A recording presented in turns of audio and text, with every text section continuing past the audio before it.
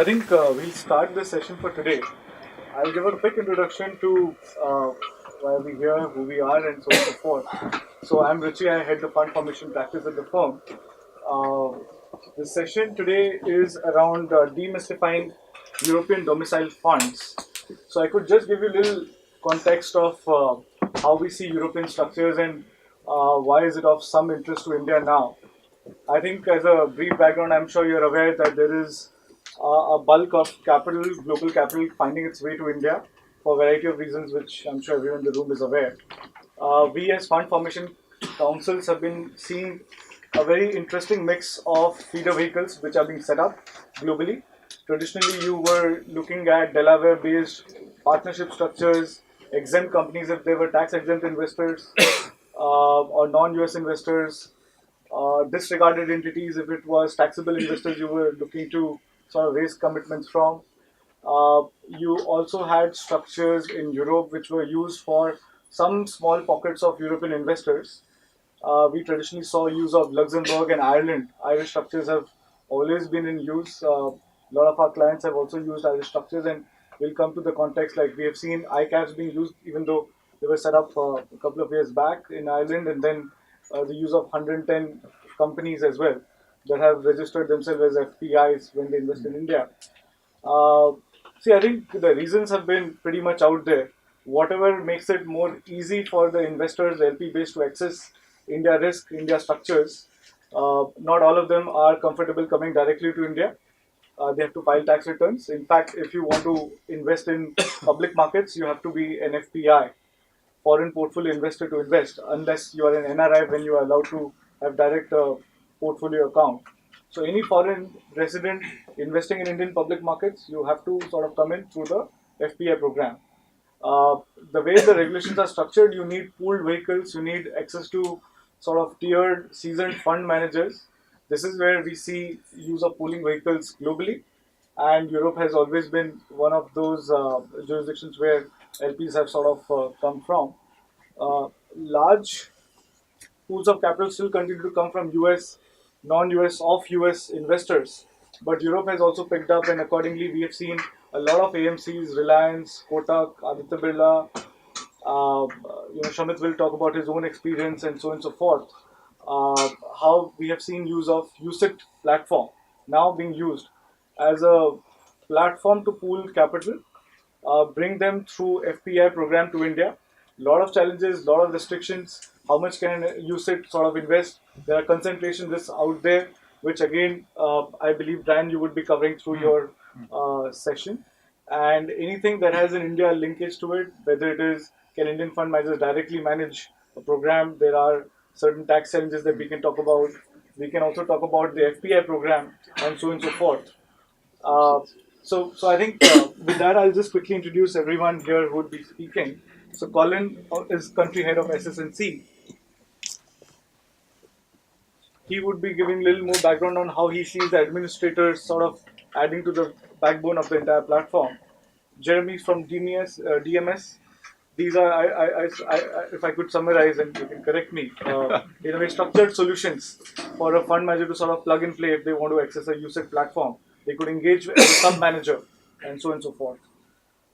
Brian is a partner at Dillon Eustace, and we'll be hearing a lot from you on the some of the legal aspects on how these structures are sort of designed and set up.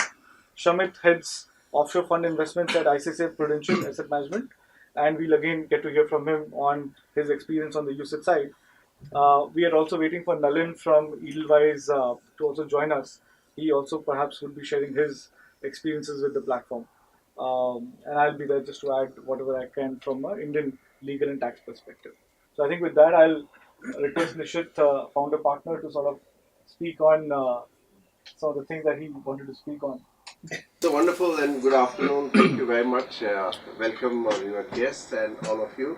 Once again, I need no introduction. It's not worth it actually. But I just say a few words. I think our relationship with Ireland goes long way back.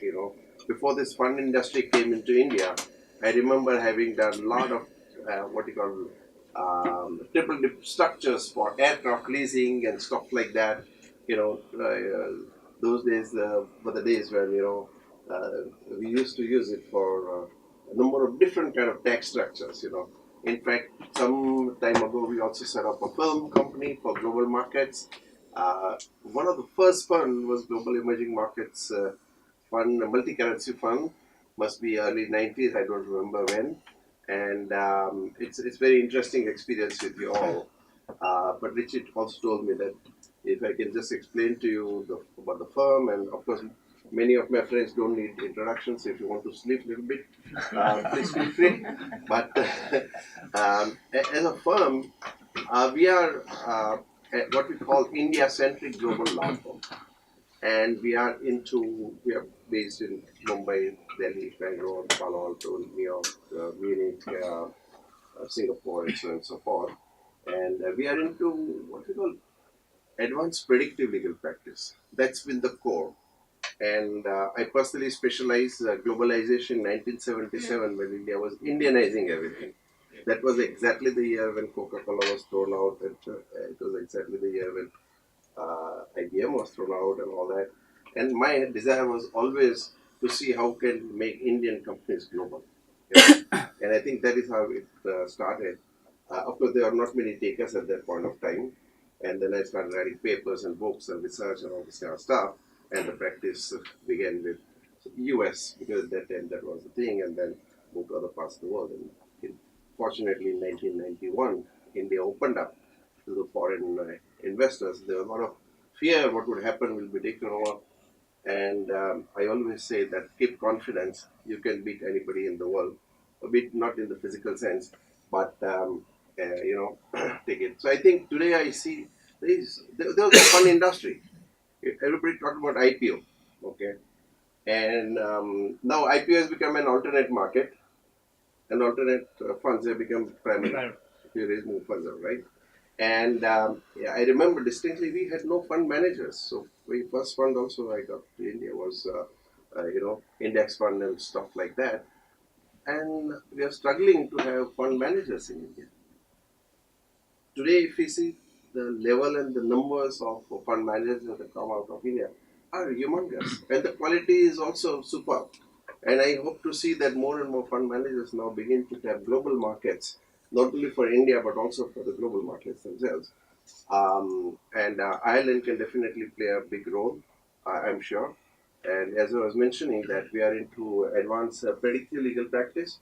What does that mean? Our philosophy is that every new technology, every new business model, every new social, political, or economic development, like Brexit or otherwise, brings along with it a new strategic, legal, tax, or ethical issue. So what we try to do, we do trend assessment and forecasting going forward 3, 5, 10, 15, 20 years from now, 30 years at time, and look at what will be the new technological development, what will be socio, political, economic development that will happen in the world. Visualize a lot of things because future may be uncertain, but it's not unthinkable. And based on that theory, we try to do trend assessment, forecasting, prioritizing, and we do a lot of research work. Almost 40% of our time is spent on research, academics, thought leadership. In the same spirit, the fund industry came up. When I used to talk about funds to people, they thought I'm talking about cheat funds and plantation funds. Most of the people realized it was very embarrassing, to say I get these funds, and they thought that I'm doing something called. It was equivalent of a Ponzi kind of stuff, right? And now we talk with pride that okay, this is a space where we are. So we do a lot of research and all that kind of stuff, and I see that there is no space left today in this small auditorium. So we have also now set up our own research campus in Mumbai, and maybe I will just take 1 minute for you to see that, as many of my Indian colleagues are familiar with that, and can we quickly. So this is the our campus. I hope to host you over there. It's a completely most high-tech facility you'll find. It's fun. It's just for thinking, ideating. It's a platform for thinkers, ideators, creators, think tanks. It's not operational kind of place. So it's just to get together like this and talk and change the world for the better. So entire purpose-driven. We are a purpose-driven firm. So we started firm with the purpose to change the world for the better together, because there's so much to do. And if you can't change something around us, then I think we are not doing the wrong business. That is the whole philosophy. So these are all some of the pictures here. Very quickly, theater, and I think library, and this is his campus where I think some of you may be coming sometime, and I would love to host you there. And you know, all these kind of things. I don't want to take too much time, but this is a campus. So we have a lot more room, a lot more free time to go around, and it will be wonderful to have you there. But I think now time has come for Indian fund managers to tap the global markets, not only for India as I see it, but also for the global markets. And Ireland can play a big role. I've seen the efficiency with which they work. It's very good. And also for research, development, many other kind of things that are there. I know I can go on and on. I can replace IDA sorry for that. But IDA, they have done a tremendous job, And in terms of branding, in terms of facilitating, I think we can reach out at any point of time, and they will be very helpful. But the flexibility that we find in Ireland is superb. The answerability, we get clarity. There are a lot of answers. When you want to set up anything, you get questions. We found a lot of answers very quick. So regulatory framework is good, and I think we'll take it from there on. And once again, let me welcome you all. I'm sure I have spoken enough. So once again, welcome. Thank you so much. Enjoy your afternoon. And thank you. So please, Dave, maybe if you could. All right. Good evening, ladies and gentlemen. Welcome to all of you for this event. And I represent SSNC. SSNC is globally very big. It's about 1.6 trillion assets under our administration, including REITs and private equity, as well as hedge funds. And there was this 10 months back, we started focusing on India, the domestic market, and we thought that we can actually bring some expertise, accounting, as well as software, as well as risk and those kind of things to the Indian market. And then we approached Nishith Bhai for the first time, and he said he gave a green light. He said, "Yeah, go ahead. We need these kind of things over here." And with Nishith Desai, it has been a long association. They helped us set us up over here 13 years back. I do remember those days. So from there on, we started actually looking at a couple of areas where we can play a role. There is a case for a third party, quote unquote, third party administrator in the Indian system. That's what we strongly believe. That's the case which we are trying to advocate and promote it, and which is backed by two things: our expertise around accounting, and also the softwares and the advanced technology which we provide. We own the largest accounting software, Geneva by Advent, and we also have lots of softwares, private equity, and our expertise around structures. You would see some of it today. Then we started thinking about outside in and inside out. This is an event in the track of inside out. There was a lot of appetite when we went around. We saw there are Indian asset managers, like Nishith Bhai was saying, that going global. Domicile in Ireland. And when I asked the nurse, she used to say that there are many inquiries which she gets. And typically she used to get inquiries like, how do I travel? Where do I go? Whom do I meet? Then we conceived of this event, and then with Richie, we introduced Colin to Richie, and then there were a couple of fund managers who got answers and solutions. Then we crafted this event, which we said that let's bring Ireland over here. Let's bring the ecosystem of investing and domiciling and administering over here. So that's what is the legal firm, the DMS as well as SSNC, and experience of already having been in Ireland from an Indian manager perspective, and on top of it, the kind of facilitation which a legal firm like Richie and NDA can provide. That's this event today, ladies and gentlemen. I won't speak for much more. I would like you to enjoy this event. At the same time, ask as many questions as you want to. And that's the expertise as well as the, we need to convert all this expertise to action. That's the moment now. Thank you very much. Richie, take it over from here. Sure. So I think I'll now invite Brian for the session. Would Colin do the session first? I think, yeah. Colin's good. Perhaps Colin, you could start. So, just by way of brief introduction, Colin Keane, I've been with SS&C for about 8.5 years now, being the country head there.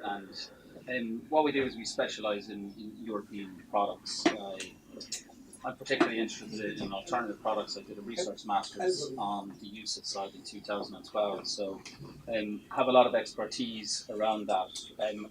The whole concept of today is to try highlight the challenges around Europe, to provide you with as much transparency around the processes around actually setting up in Europe, and showing the true value of actually how Indian managers should be connecting into European investors. So from a structuring point of view, we've got Brian here who'll be talking about the legal challenges, the approval process, what are the pitfalls you should be aware of when you're actually engaging into a European fund structure.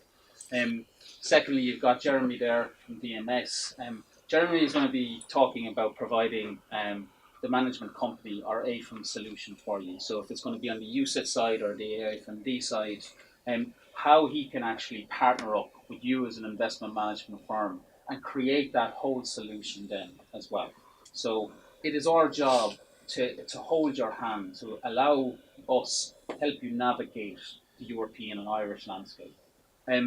My job here, I'm just going to give you a quick kind of overview of where the fund market is going, the general trends of the fund market as well.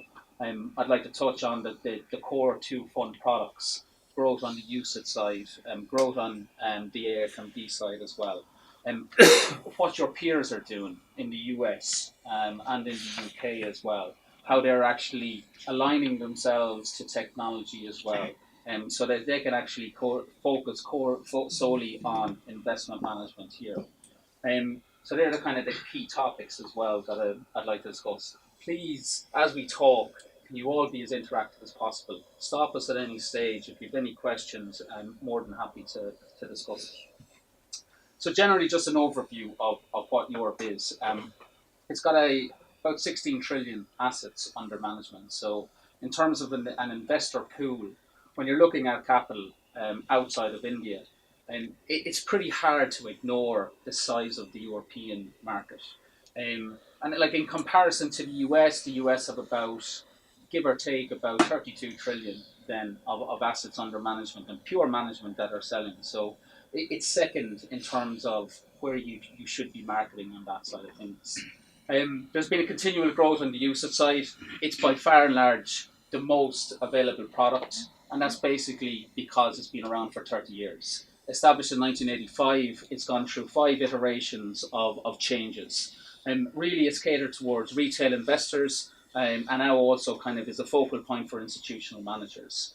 Last year, it grew at about 3% year on year. It's continuing on that stage. And what we're seeing on the usage side is traditionally it used to be just on relative returns. So long only funds, equity and bonds. Over the last 5 years, investors have been demanding that managers offer a more alternative product than relative returns. So rather than following the market, what we're seeing is some managers are adopting a hedge fund strategy, trying to use derivatives to short that then as well, and try see if it works in the usage product. So we're seeing a lot of growth on that side. On the alternative usage, you're probably seeing a growth of about 9% year on year over the last 4 years. So it's certainly an interesting part. Now, the key thing about it is there's the diversification rules associated with usage. So as you think about a product choice when you're looking into Europe, you need to see if your strategy here in India is going to actually tie into those rules. And Brian will touch on those rules as well and the importance of that later on. Really, on the AIF side, which is the other fund product that you're looking for, that's having phenomenal growth the last number of years. Introduced in 2014, it's there to combat or kind of compete with the likes of the Cayman funds, where we saw a lot of growth, a lot of interest from US investors. And now what we're actually seeing is a regulated European fund product that is, hugely focused on European investors, but provide managers with a complete black landscape to what they actually want to do. So any investment strategy, any investment portfolio can fit into the alternative fund market. And we're seeing growth of about In Ireland alone, it was 15% last year. It was 18% the year before as well. So there was 800 billion worth of inflows on the alternative fund market last year in 2017. In 2018,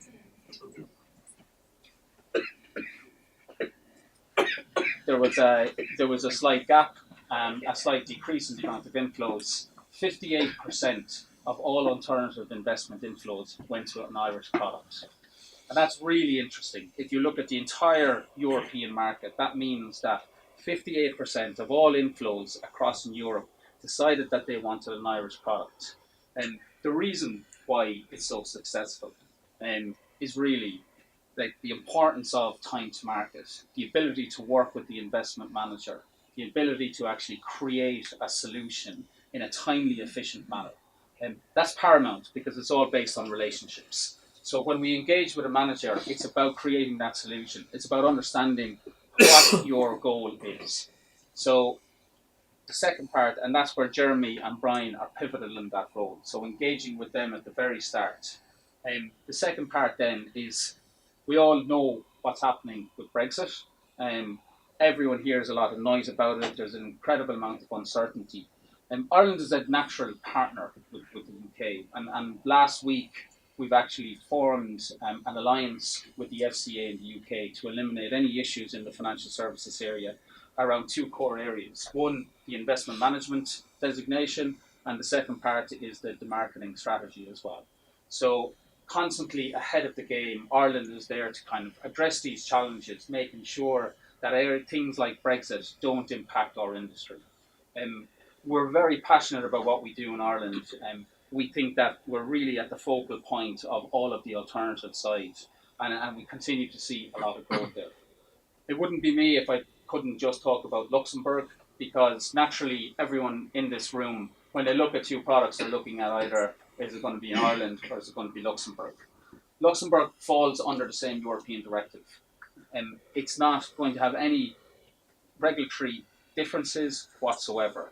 On the UCITS side, they're going to be governed by the UCITS 5 rule. On the AFM side, they're going to be governed by the AFMD directive. So it's the same, I suppose, the same issues apply on that side of things. There are core differences. Time to market, working with the regulator. That's something that Ireland is different and more better at. The key other thing is the cost. You need to kind of engage with the law firms and understand how important they are. Brian can give you an oversight on that side, but it is quite different on that. So there are kind of two core things, fundamental differences between Ireland and Luxembourg. Outside of that, the same operating models will apply. We'll have the same solution in both locations. DMS is there to offer solutions in both the UCITS side and the A side, along with SS&C on that side. So they're kind of the main areas just around the market growth. Certainly, we see a continual trend on the A side. Hedge funds had one of the worst years last year, since 2008. It's only the second year since 2008 that there was actually more outflows than inflows. And that's key for Indian-based managers. And the reason being is that now what they're looking at is actually a diversified asset class. And what they're looking to do is actually engage with different markets and different solutions to see if they can actually have investors engage and work and invest into Indian-based funds. So we should be talking about how, and the manager should be looking at how you actually partner up with the AFM solution in Europe to help open the doors to look at different capital and how you actually become more a global investor. Certainly what we're seeing on that side is all of our US managers are now actually looking at Europe and actually diversifying their investor base, because they've realized that they've solely focused on the US market, and they actually now want to actually diversify into their footprint across Europe. And in order to do that, you have to partner up with certain kind of regulatory requirements, certain partners as well on the law firm side of things and on the AFM side. So that's actually key to what we're doing. The fundamental change, and over the last 3 days, I've had the great opportunity to sit with a lot of the investment managers. You're actually mirroring everything that US and UK managers are starting to do at the moment, which is focus on fintech, focus on how actually technology and data is changing the landscape of investment management. There's a huge amount of operational risk in what you do. You're driving the alpha of the fund. What we see with more and more US managers, more UK managers, and more Asian managers is actually, I suppose, decreasing their operational staff, focusing on the core nucleus of investment managers and actually outsourcing to trusted service providers.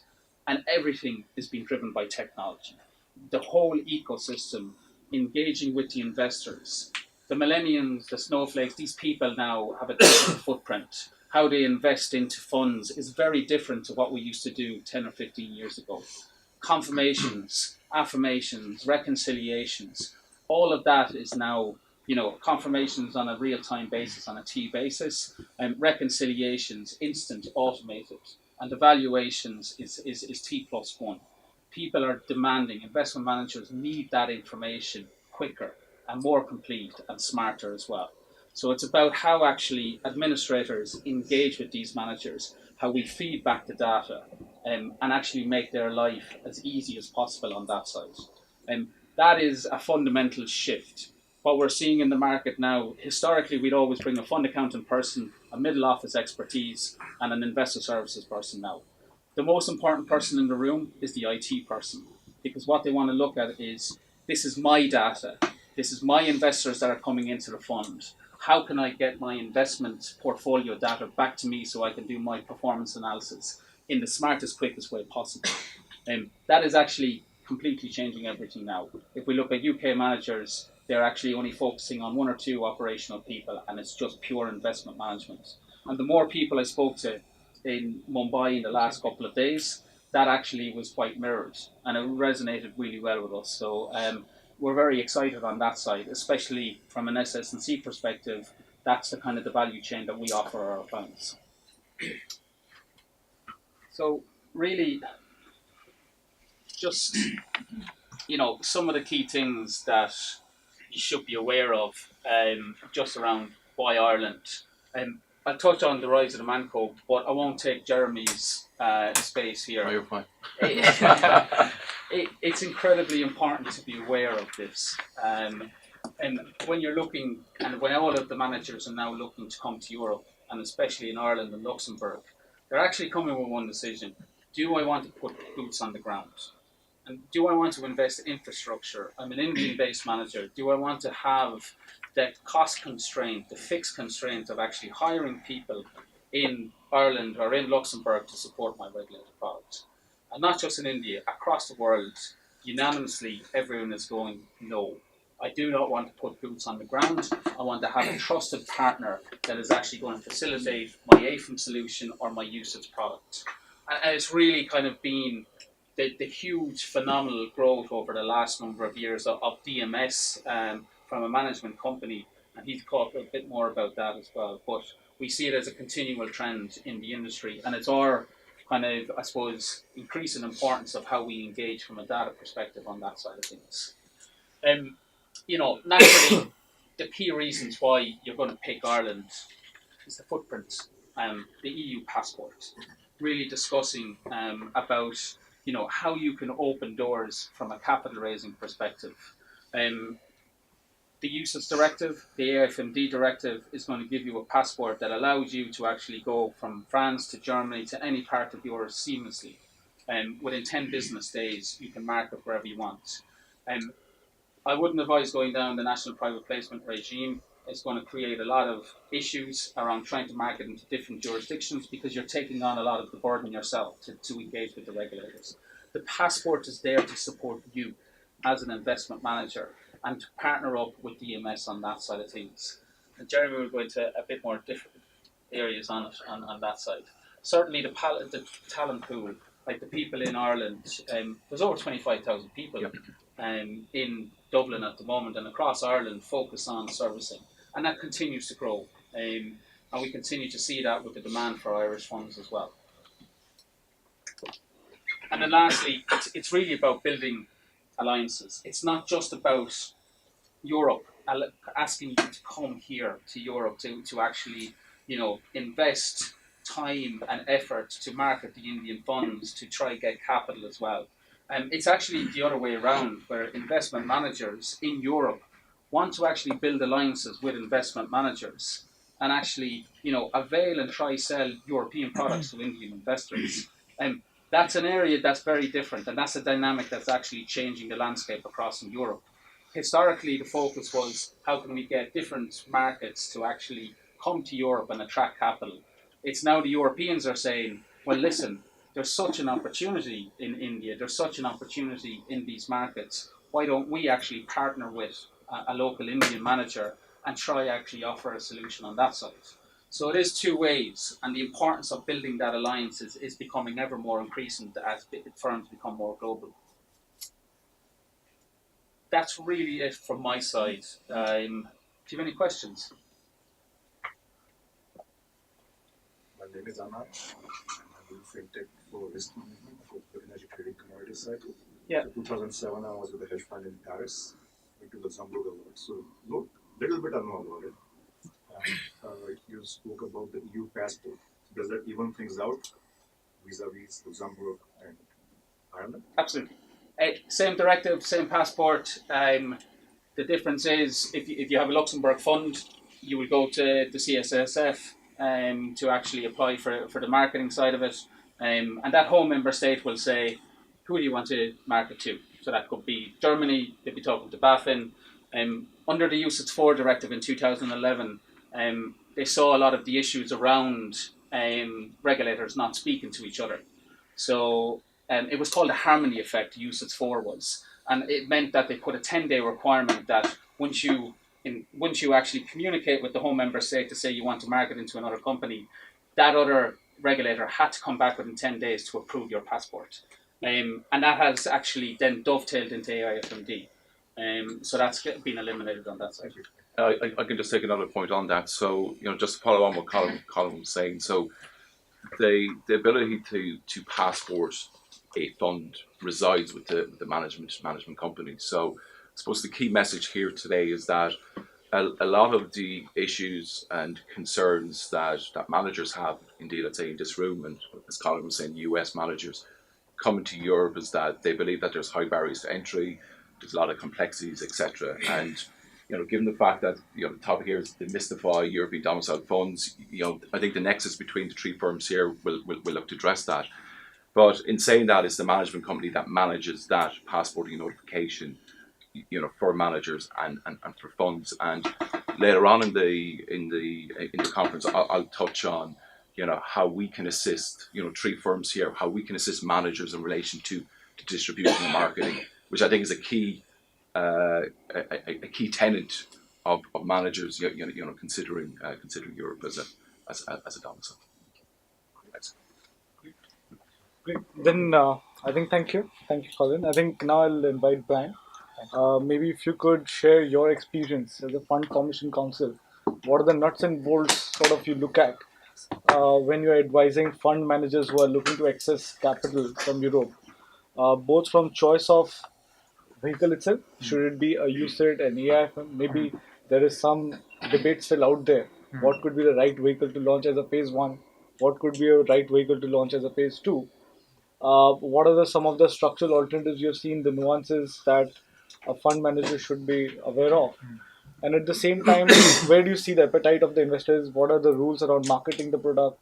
Are there any private placement ROMs? Like we just heard from Colin that there are these national private placement rules, but then the passport obviously comes in as a benefit. On the private equity side, we see a lot of struggle around reverse solicitation and so on and so forth. How are some of those challenges seen or addressed or mitigated when we look at these different sort of platforms? Maybe if you could share some thoughts on this. Sure. Thank you. Maybe you could start. I'll start. But first, I need to start by thanking you all for coming, but particularly to Nishith and to Richie for, I suppose, the kind invitation in conjunction with Dev in SS&C and the State's privilege to travel and to get an opportunity to meet managers and hear their stories, which is very important, but also then perhaps to give some insight in terms of what we see on the Irish side in terms of the fund structuring, etc. So while Richie's trying to find my slides, let me just start by saying that there's a big emphasis, I suppose, on usage. And then what I see is that based on my discussion this week, people confuse ICAVs and usage. So the first thing I want to mention is that like any jurisdiction, there has to be a legal structure. So the structures are in Ireland are your corporate structures, and historically there always have been, I suppose, your public limited company.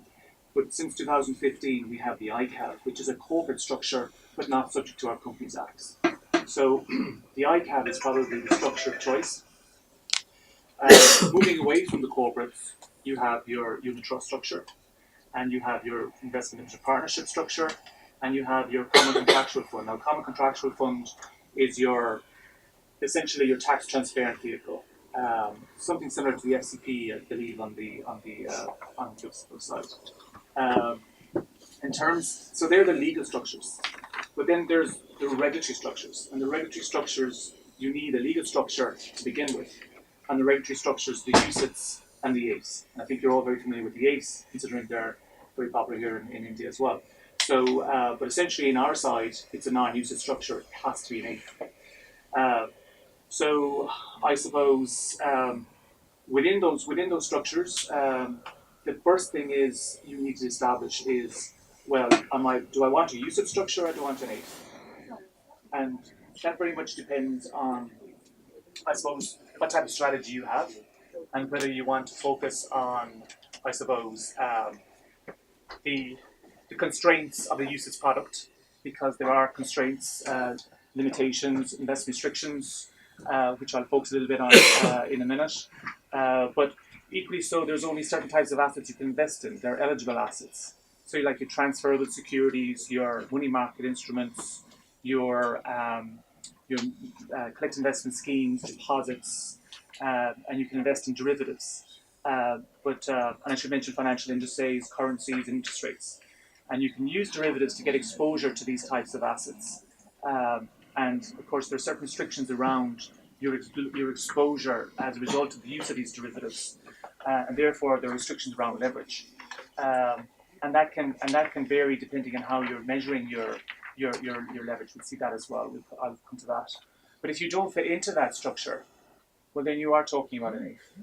Because on the AIF side, the central bank doesn't actually impose prescriptive limitations around your investment objective, policies, or strategy, and or leverage. So if you're a hedge fund, for example, and you don't fit into the UCITS constraints, well, then the AIF is your route. And the AIF is generally used for, I suppose, alternative structures, not just hedge funds, but all equally so, private equity, real estate. You get feeder funds, fund-to-fund structures that just don't fit into that category. We have yes, right. Okay. Thank you very much. So the slides, I'm sure Richie will share them out with all of you. So I'm just going to venture on. I'll come back to that slide in a minute. So again, just in terms of the regulatory structure you use, it's AIF. Once you determine what regulatory structure you want, then you need to determine what legal structure. And most of the Indian asset managers that we act for, and we'll be privileged to act for a good few, a lot here in this room, and we have a few on the pipeline at the minute, and they all go for the corporate structure. Historically, that's the public limited company, but more recently, that's the ICAV, because there's now that preference is there. The other thing I can share with you is that historically they've been UCITS, but more recently, Indian asset managers are focusing on UCITS and AIFs. So we're seeing that. Now, it's not necessarily that they're using them for very alternative investments. Some of them are using them because their strategies don't fit into specifically to the UCITS side. So what's keen about the two regulatory structures, the UCITS and the AIF, is that you can have either an externally managed fund, which I mean by externally managed, there's a third party manager managing it for you, like DMS, or alternatively you're self-managed, you're internally managed. And while historically they probably were, there was probably 50-50 in terms of how you choose, what promoters and asset managers chose. More recently, because of the, I suppose, compliance burdens, with complying with, I suppose, regulatory requirements, the preference definitely is the externally managed fund, whether that be externally managed UCITS or externally managed AIF. So in that sense, the options are you establish your own management company, which Indian managers are not really interested in because it requires people on the ground, cost, much more interested in the use of an external manager. And so Jeremy here is going to talk about what services they provide and what they can do for you in terms of structuring and assisting with the structure. So I also want just to briefly go back and just talk about, and you'll all be very familiar with this, with your own funds, with your own AIFs, that how you structure and how you facilitate US investors through a Delaware feeder and a Mauritius entity. So it's very similar in Ireland. You have, and we have some asset managers looking at this currently in the context of US taxable investors coming through a Delaware feeder, and the feeder then feeding into the Irish vehicle. And the other side, you have the US tax exempt investors and non-US investors either feeding directly into the Irish vehicle or alternatively going into a feeder above that. That could be in Ireland, or it could be in an offshore jurisdiction as well, depending on whether you want your investors to come into a regulated structure or not. Essentially, US tax exempt investors can come directly into the Irish vehicle. They're shaded in dark. Where they may want a feeder is if there's some exposure for them for what they call an unrelated business tax as a result of maybe some borrowing or leverage in the Irish vehicle. So I've seen both US tax exempt investors come directly in to the Irish master fund there, and I've seen some of them actually create a feeder as well. Now, next I just want to go on. This is just a typical organization structure, which I'm sure some of you are familiar with. But you can see you have your UCITS AIF at the top, and you have your board. It's a corporate structure. You have your board of directors there. And then you have, if you're appointing, I'm assuming it's an external manager, you have your UCITS, MANCO, and AIFM, DMS in the middle of that structure. And they will appoint the investment manager who will be responsible for portfolio management, and that will be your Indian asset manager.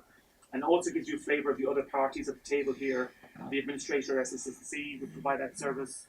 You have depository, and you have a company secretarial service, and DMS provide that as well, and the auditors up to the fund. So importantly, for Indian asset managers, at the fund level, whether it's a UCITS or an AIF, there's no tax on income or gains in the fund, and there's no withholding tax and payments out, whether that be redemption payments or dividend payments. And then, importantly as well, from an indirect tax perspective, there's no stamp duty on the transfer, issue, and purchase of shares in the Irish vehicle, and there's no VAT on the material services, being the management services and the investment management and advisory services. And if there's any residual VAT, they are most likely, Indian managers are going to offset that on the basis that their assets are outside the EU. So I'm going to talk just very briefly about the AIF structures for a minute, and then I'll turn to UCITS. So on the AIF structures, you have two.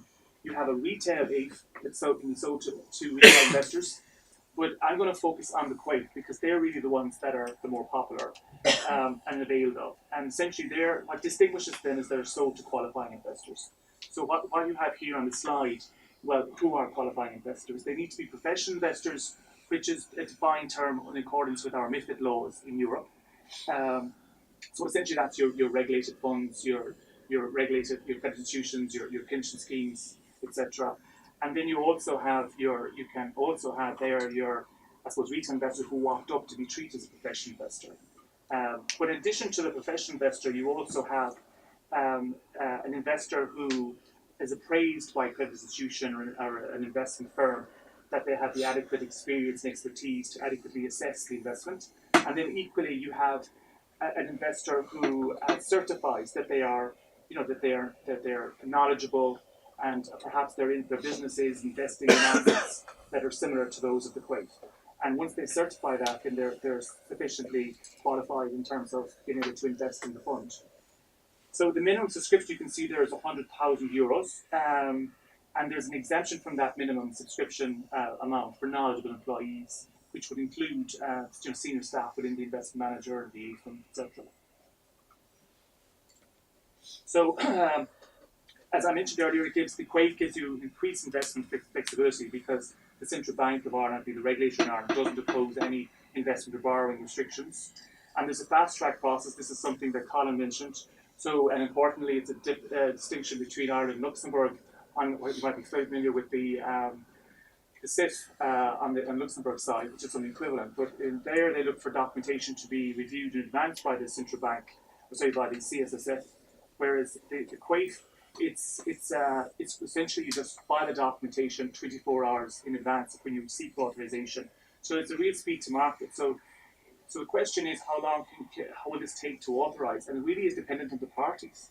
And and that's a very important piece of it because I suppose from the Irish perspective, the regulator only reviews the directors. The directors need to be cleared of the investment vehicle, and Jeremy is going to talk a little bit about that.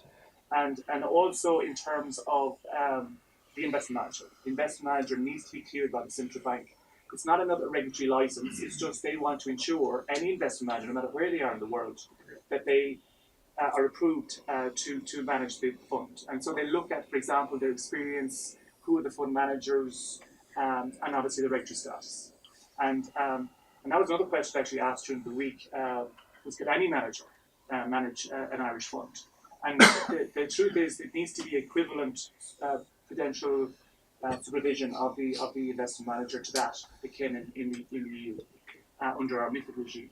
And India is one of those countries that is recognised by the central bank, and that's why Indian managers can act as investment manager to Irish funds. I know historically they haven't availed of it, but that's for other reasons, and they have availed of their offshore regulated firms to do that when they're in acceptable jurisdictions like Singapore, Hong Kong, for example.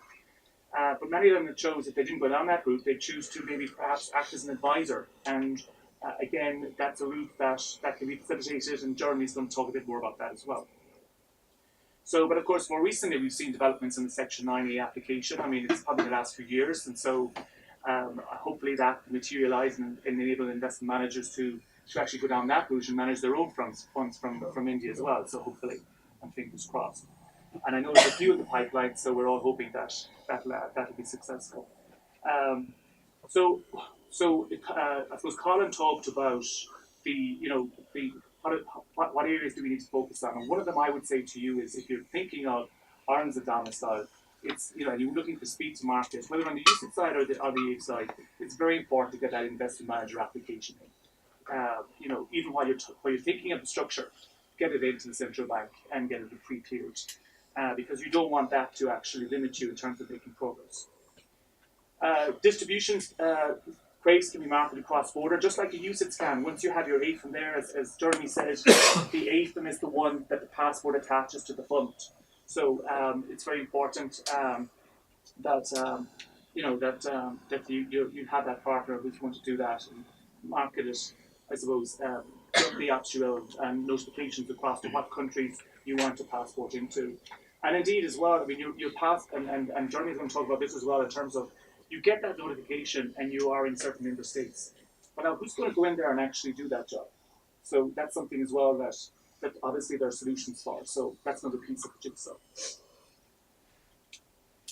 So the target market, initially I think it's obviously the professional investors, qualifying investors, and it's kind of, ultimately you're talking about your high net worth individuals, your institutions, your private banks, your wealth management companies, in certain jurisdictions, your intermediaries like the UK, and that's really who you're talking about in that context. And as I mentioned earlier, it's typically used for alternative strategies. So, just very quickly then, why launch a Quaife? It's access to the European market, and as Colin mentioned, many of the EU countries have tightened their private place regime. So, for example, Germany, it's difficult to privately place shares of an AIF in that jurisdiction.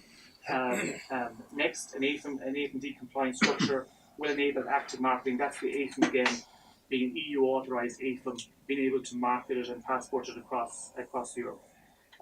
Enhanced investor protection, transparency and governance for AIFs, because they're subject to, I suppose, the AIFs are regulated in Ireland, and that's important. Obviously the AIFM is regulated under AIFMD Directive, but it's not necessarily focusing on the AIF.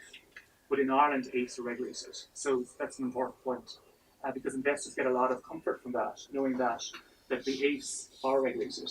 And indeed, that you can have unregulated AIFs, and equally they'll be managed by an AIF fund, and equally they'll have the passport, but the AIF's not regulated. And some investors that might they might be comfortable with that, and other investors they may not. In which case they're looking for a regulated structure. So the Quaif in Ireland is that structure. So then there's another few reasons there mentioned.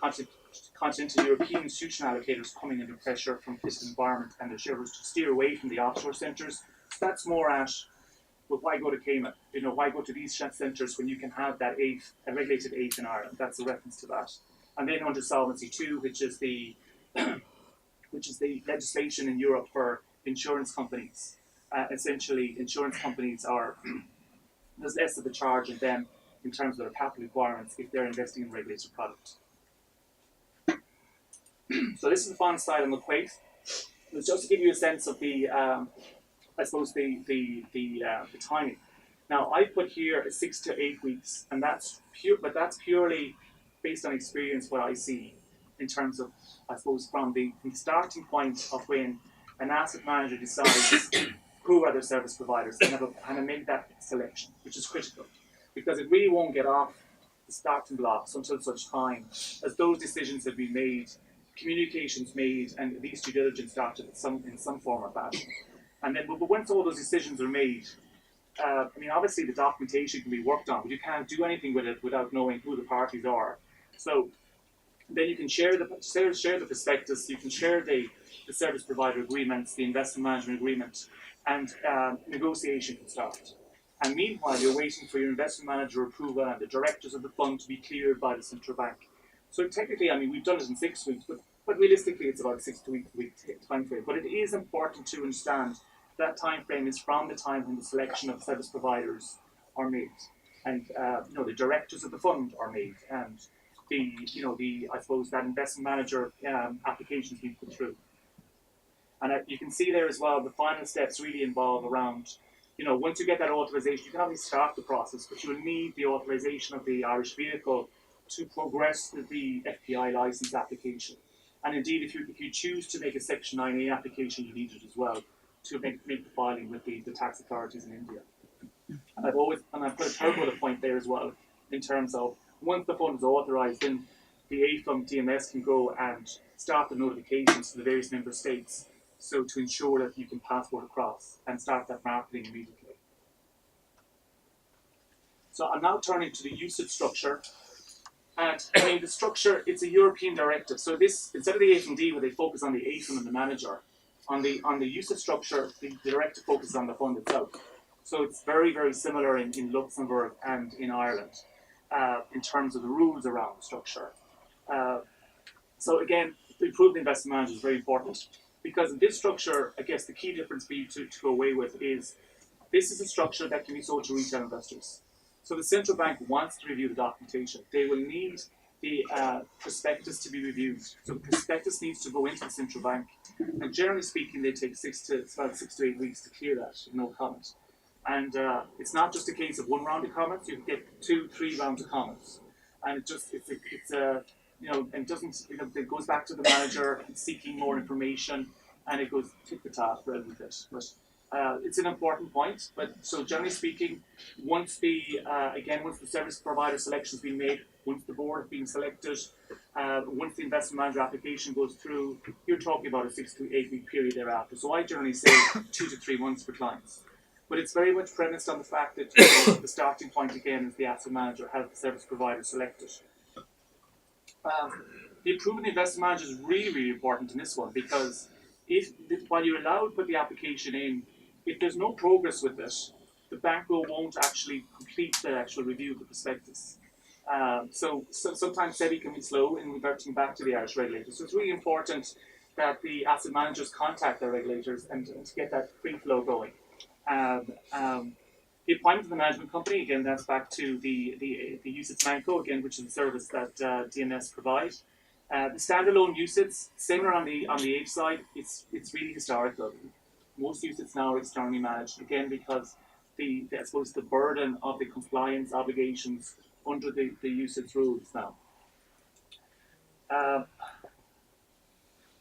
So I think I've dealt with all of the rest of that slide. So turning to the various documents.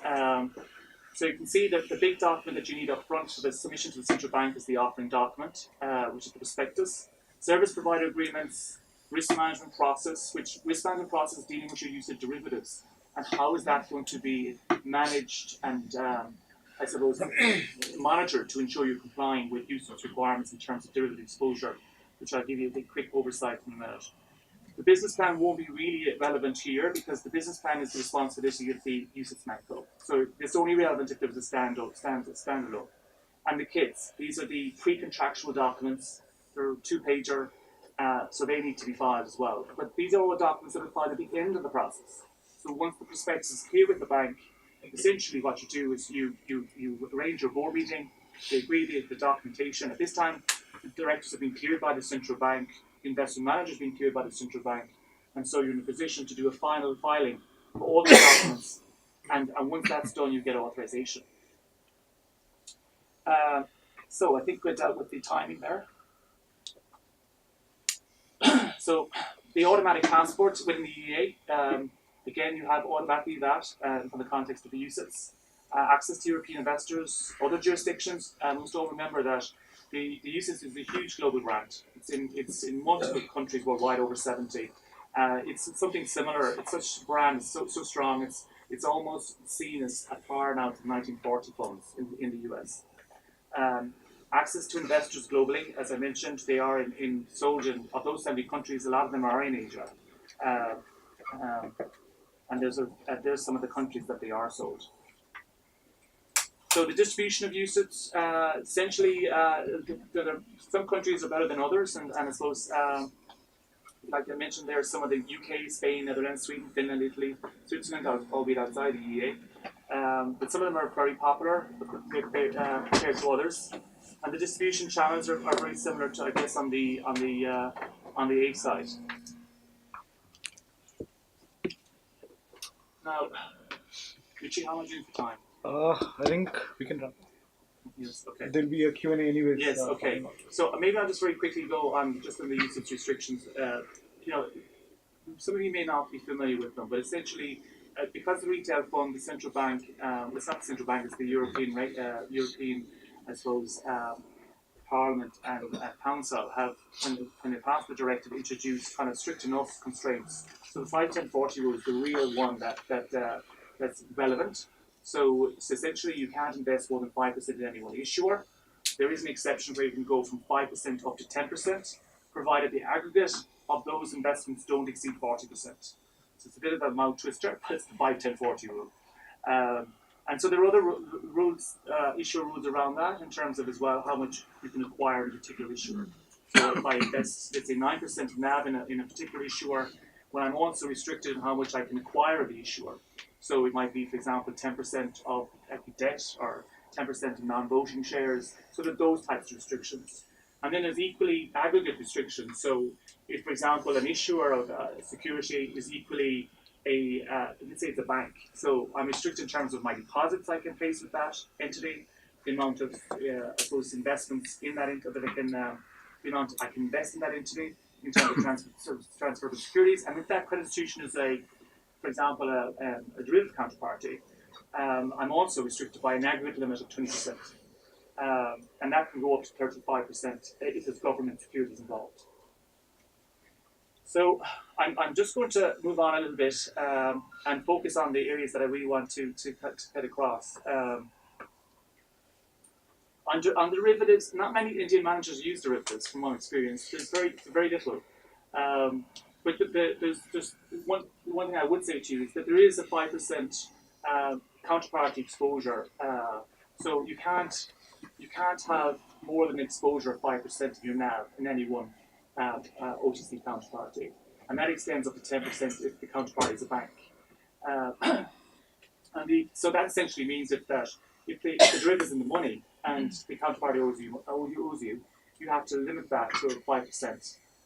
And if it gets close to 5%, it just needs to be reset. And the other one is cover. You need cover, liquid assets, cash, to manage your I suppose your commitments. So I guess if it's out of the money, you need to ensure that you have sufficient cash to be able to meet your commitments. And the other one I would mention is global exposure around leverage. So a very simple rule is you can't have more than 100% of leverage, and that's based on your use of derivatives. That's the level of exposure you can generate. And so ultimately what that means is that you can have up to 200% exposure in your fund, 100% of your NAV, and 100% from derivatives. And that's generally where you use a commitment approach, where you look through your derivatives to see what the market exposure to the underlying is.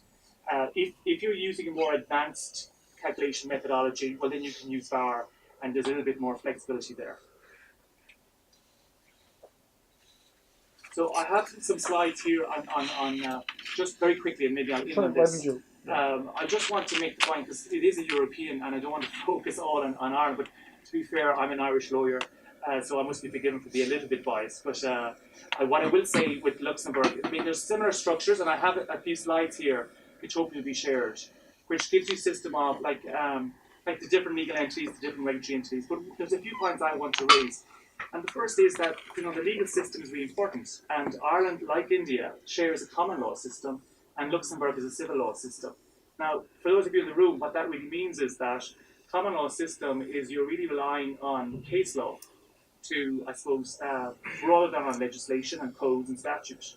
So, like, things evolve, and rather than waiting for, I suppose, codes and statutes to be enacted, case law has its benefits because it enables you to, I suppose, for the judiciary to actually, I suppose, decide on particular cases. And so it provides a certain level of consistency. But other than that, the legal structures are very similar. The one thing I would say to you is that in Luxembourg they have an unregulated aid, which is called the RAIF. So you can see there on the right hand side, it's called a Reserved Alternative Investment Fund. But the truth in that one is that the aid is not regulated, and so I guess there's a question of what the investors are looking for. But there's equally another part of that, which is the managers need to get comfortable with it because it's not regulated, and so there's a lot of due diligence that needs to be done on those type of structures. But it may suit certain particular managers, so it's just something to bear in mind. In Ireland, our unregulated aid would be, I suppose, the Section 110 vehicle that you mentioned. Right. But it would be, and equally so, but I guess the big thing to like Section 110 vehicle is that it doesn't issue equity, it's issuing debt. So it's seen more as economic interest or participation for investors rather than, I suppose, constituting an aid. So there's a slight distinction there. But in terms of the corporate structures, there you can see on the corporate structures in Luxembourg, you have your CCAB, and your CCAP, which is a fixed capital, and you have your I suppose your limited partnerships, common partnership, and you have your contractual form SCP, and then it gives you an idea in terms of there as well in terms of who can invest. So on the SIF, the CCAR, and the REIF, it gives you some insight on those as well in terms of the minimum subscription for those funds. And finally, what are the investment restrictions? So you'll see the equivalent, the SIF is the equivalent regulated structure in Luxembourg on the aid side, and there's some diversification requirements there, whereas they're not to a general extent on the Irish CRAIF. So I think that's where I want to finish. Sure. And we can answer more questions, get into more detail perhaps in the Q&A. Sure. Okay. Thanks, Brian. Thank you. So I think now I'll invite Jeremy from DMS to sort of share with us his experience. Just we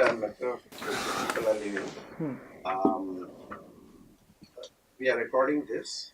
We are not telecast today, but we have Nishith.tv. So next week or so, we'll put entire proceeding on our own television, and we'll circulate that. So if you want your own people to be trained or otherwise, then you can run this, and Richie or anyone would be coming from Ireland. You can have a conference, and so we like to have what is called client enablement. So whatever work you can do in house, we would rather let you do, If you only need us, come to us. So I think so we'll be happy to train for the staff or the so, Thank you. Thank you. Thank you. Okay, I'll just briefly discuss Uses Management Company in AFM. As the guy just mentioned, we operate two models, so we can either delegate back to a portfolio manager in India, or else assume the trading ourselves by delegating or appointing a non-discretionary investment advisor. So our key tenets are around portfolio management, risk management, distribution, and marketing. So, I suppose a lot of managers, given talks to your, I suppose the consideration is just really around, the appointment of the management company and what particular services that they will offer, and your particular approach as well. So, as I said, at DMS, we can offer both solutions. So we'll certainly be interested during the Q&A session, to get a sense of what particular models that you guys are looking at the moment. I think as Colin and Brian had mentioned, just to avoid, I suppose, putting boots on the ground, additional compliance costs. We all know that investors, when they do their due diligence, the first thing that they look at is your balance sheet, just in relation to how much cost you're putting towards compliance. We all know sort of compliance costs, regulatory burdens are increasing, and really what we at DMS and in conjunction with SS&C and Dillon Uses is to take that compliance burden away from India managers, and really to make it as easy and as streamlined as possible, to launch your fund. Everyone in the room that's managing money, that's what you're good at. That's what investors pay you a management fee and performance fee for. You're the alpha generator. What we provide is the governance framework. So the three pillars of DMS is governance, risk, and compliance. And they're three key tenets. So DMS is the largest independent management company. We're based in Ireland, London, and Luxembourg. We currently manage in excess of 40 billion right across the asset spectrum. So from your UCITS funds, your vanilla type funds, your long short, right across to your esoteric real assets, infrastructure, distressed debt, and we recently launched our first regulated aviation fund. So again, if that is of interest to anyone, I'll be pleased to speak to you on that later. Again, when we were, Brian, Colin, and I were discussing what we really wanted to get across today, and the key message is that when you partner with quality providers, like the three firms here today, it makes your life a lot easier. We take on all the legal, regulatory, administration, distribution and marketing burden and responsibility. As Brian mentioned, you're typically looking at between 6 to 8 weeks. And I can see, sort of perplexed face saying, 6 to 8 weeks, that's near on impossible. That means you have to select your management company, you have to select your board of directors, your auditors, your company secretary, your administrator, and figure out yourself in relation to what model is optimal for you. The good thing is that we, and when I say we, it's collectively SS&C, Dillon Uses, and DMS, offer a hosted turnkey solution for managers to, again, make it as easy as possible for you to set up your regulated fund and access that capital and meet investors as quickly as possible. So again, we provide that regulatory framework from the legal establishment, the negotiation of the various agreements. Colin touched on it earlier on, is just in relation to day-to-day trade files, methodologies, your middle office who's going to be clearing your trades, the affirmations, confirmations, strong emphasis on technology. Again, in relation to your board of directors, that's something that we can assist with as well. There is a requirement in Ireland to have the majority of your board non-executive two Irish resident directors, and your chairperson to be independent. Again, we can offer that service to you as well. And it was interesting, the meetings that we had during the week. Some of the challenges that managers have been noting to us is just in relation to, subscriber shares, management shares, a representation on the board, and again, I suppose the message to you guys today is that that is something that we collectively can deal with and manage accordingly. As I said, the two models that we operate is either a delegated day-to-day discretionary investment management back to an Indian asset manager, and that's on the premise that they themselves are regulated for that particular activity. And again, as Brian touched on, the Section 9A, I think is really the starting gun, I think, for Indian managers to really start exploring Europe and saying, yes, there has been other Indian managers that have launched European regulated products and have done quite successfully. And you're probably thinking, how can I do this and do it as quickly and as seamless as possible?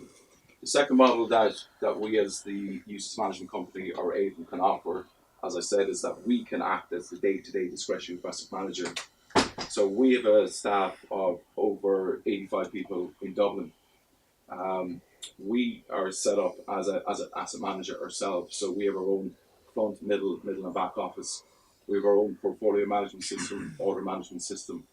So essentially using that, sub-investment advisor, non-discretionary investment advisor structure is that you send us a daily trade file with recommendations. I suppose the key thing is for the regulator, in the eyes of the regulator, is that we as DMS assume all that responsibility and liability.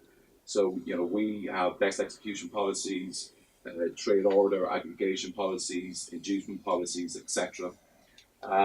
We take your trade file in, we would run it through any pre-trade compliance, usage restrictions, any prospectus restrictions, etc., ensuring that there's sufficient cash. Again, what Brian had in one of his slides had touched on, there's a whole raft of usage regulations that a lot of managers struggle with, and again, we're here to help in relation to that.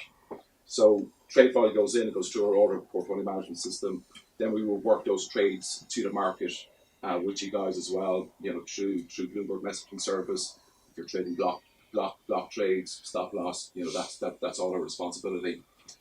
As Colin touched on, the development and the future of administration, investment management, and even for our own business is predicated on technology and fintech. So key to that is our nexus and our interaction, with SS&C, just in relation to how we communicate to trades, how we deal with any maybe failed trades, corporate actions, pricing, etc. So the key parties really are on this slide, and in terms of your selection, that's these are the firms that will help you drive and get your fund established. Again, the third point is in relation to distribution and marketing. So you've made a decision to launch a European regulated fund. You have made the right decision to pick DMS, Dillon UCITS, and SS&C as your service providers. You launch your fund in 6 to 8 weeks. You have a regulated fund, but now the issue is, where do I attract and how can I go out and market and distribute my fund to your professional investors? So again, you may have your own network of investors, private wealth banks, institutions, family offices, etc. But as Colin touched on earlier, there is very, very strong regulation in each member home state in relation to pre-marketing rules and who can actually sell that product. And again, touching on some regulation, MiFID II that came into effect last year introduced some enhanced product governance around who can sell funds, what they can sell, and what information that they can indeed provide. So at DMS, given the responsibility lies with us in relation to distribution and marketing, we have come up with innovative ways of solving for that. And I certainly think that it's not only a positive of DMS, but I think it's a positive of European and particularly Irish firms is having that ability to be able to look around corners and listen to clients' needs, investor needs, and how best to solve for that. So one of the solutions that we came up with is that given the fact that your investment manager and your investor relation team want to get to Europe, meet with those investors, sell them the good story, sell them your history of your firm, your performance, etc. How do I do that? So what we have created is a concept called tied agency. So I'm not sure if a lot of people they may or may not be familiar with the principal AR model that they have in the UK. So essentially, the principal AR model is that the principal is a hosting platform for distribution services. The AR is an authorized representative that effectively is piggybacking off the principal's license and ability to be able to passport. So through a notification to the regulator, within 2 to 3 weeks, you or members of your team will be appointed as an AR or a tied agent, and that would give you the ability to market your fund without any particular restrictions. Again, I think it was an education for a lot of managers that were coming post crisis that had your traditional offshore funds, and they couldn't get their head around that. This is my fund. The CBI, the Central Bank of Ireland, approve your fund. I can hop on the plane the next day and spend 3 or 4 weeks, traveling Europe, and you can do that. And they will say that it's passive marketing or reverse solicitation. All 3 of us have advised clients over the years: do not use reverse solicitation as your marketing strategy. Essentially, what you're doing is giving a put option to your investors. So in good times, when performance is up, and you've said your investors have invested through your fund through reverse solicitation, that's all good. If things go north or south very quickly, the investor can effectively go to their home state regulator and say that I was missold this product. I was missold by my manager that was not authorized to sell this product. And under the regulations, you are obliged to return their full subscription amount. So again, if an investor is using that option, it could mean that your fund is dipping in performance. There's been a run on your fund. There's been lots of redemptions. Would you have that cash available? So if there's any one message that comes from this conference today, is that when you're thinking of your push or your move into Europe, ensure that you are speaking to the to the right firms. Some firms will advise that, hey, it's passive marketing. We can pay for it. Please don't. It's firms like Dillon Eustace, SS&C, and DMS that have been doing this for a number of years, advising clients on obviously the benefits and challenges, but also the pitfalls as well. Look, it's an exciting time.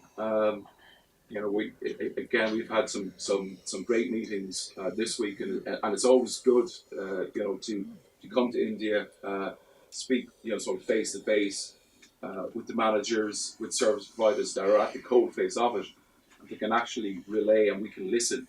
So a lot of what we have been doing today, and I think my wife would be surprised at this, is listening to clients. Just in terms of challenges, perceived challenges. How can we go about this? We're hearing that barriers to entering Europe are high. They're not. We're hearing that there's issues with Brexit.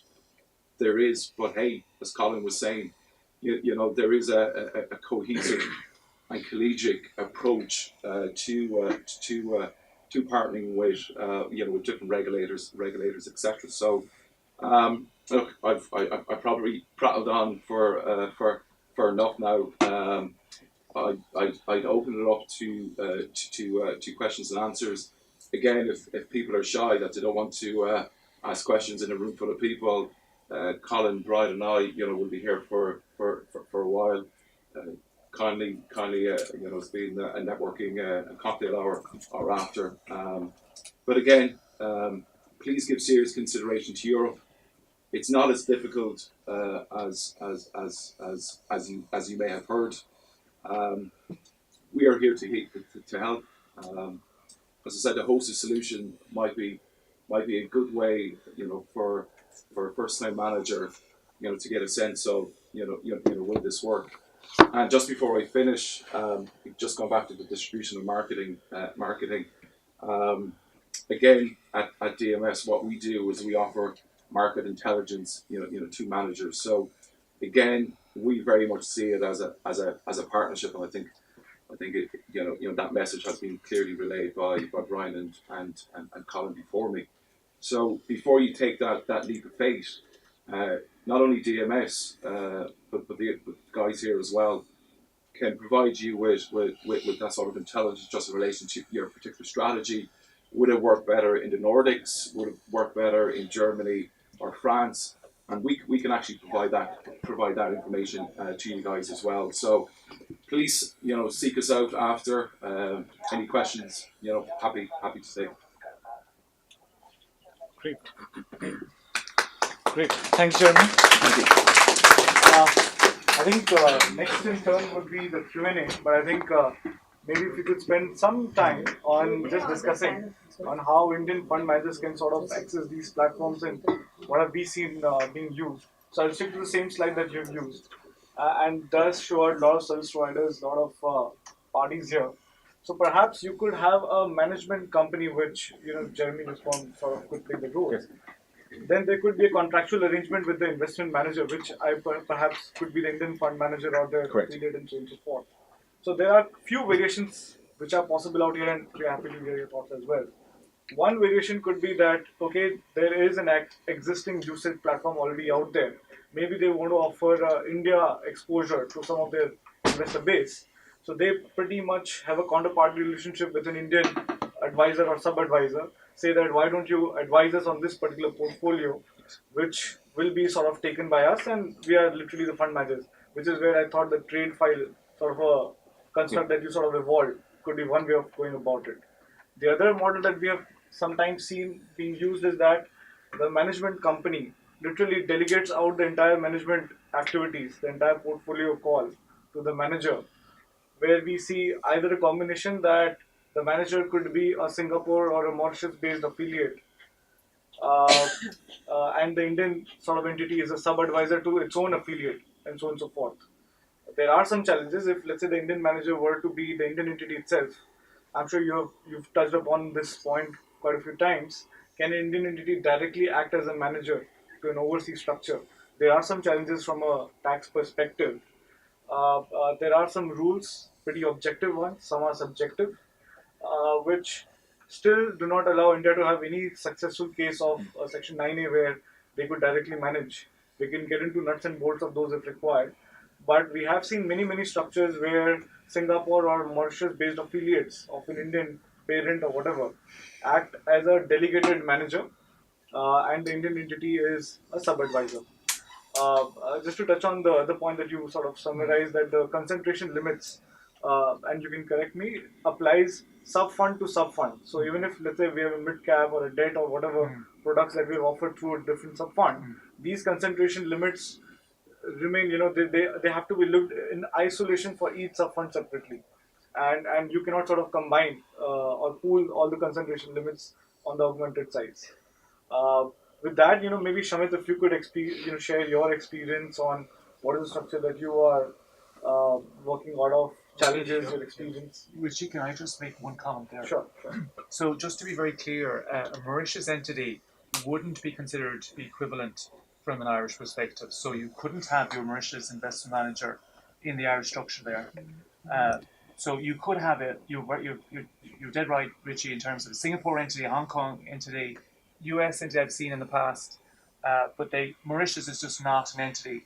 If it was, it would be probably. As a sub-advisor. It could be an advisor, Absolutely. but So, not a portfolio absolutely, manager. absolutely. So I think the point there was that we have always seen affiliates of Indian arms, Yes, either a Singapore-based entity which is mass regulated and so on and so forth, yes, directly being the manager, yes. or we have seen an FSC regulated manager in Mauritius act as an advisor. In each of these concepts, they were always delegated sort of powers.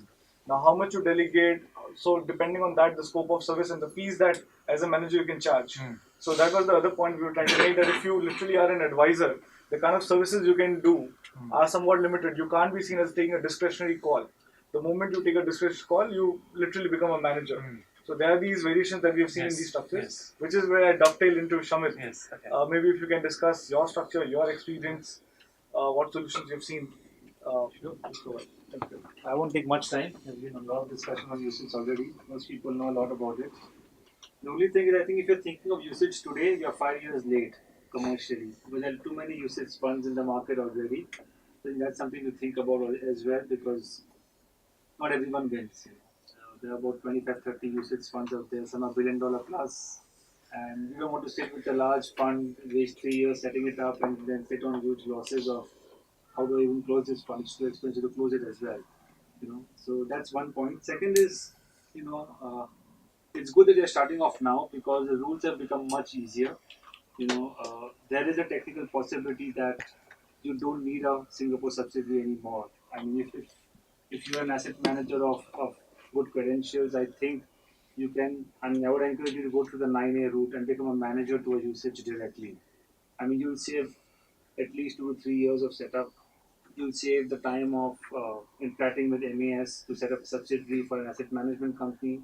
And that's if you have a strategic view to usage. If you think usage is a very small portion of your annual revenues and you're just doing this for 1 or 2 clients, I would just recommend you to speak to one of the mancos and go for a hosted solution where you are just a sub-portfolio manager or an advisor to an existing umbrella fund. You don't have to set up your usage because really, in the eyes of the world, we are boutique managers. We are all India-centric managers. None of us really invest globally. So we don't really need to own the entire umbrella structure.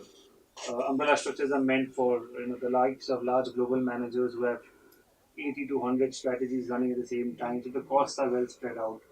What happens is, typically when you launch a fund, you get good amount of money in it. And India being a cyclical market, after 2 years, you'll see the AUM going down dramatically and you'll say, okay, what do I do next? And that is one reason why many managers are failing.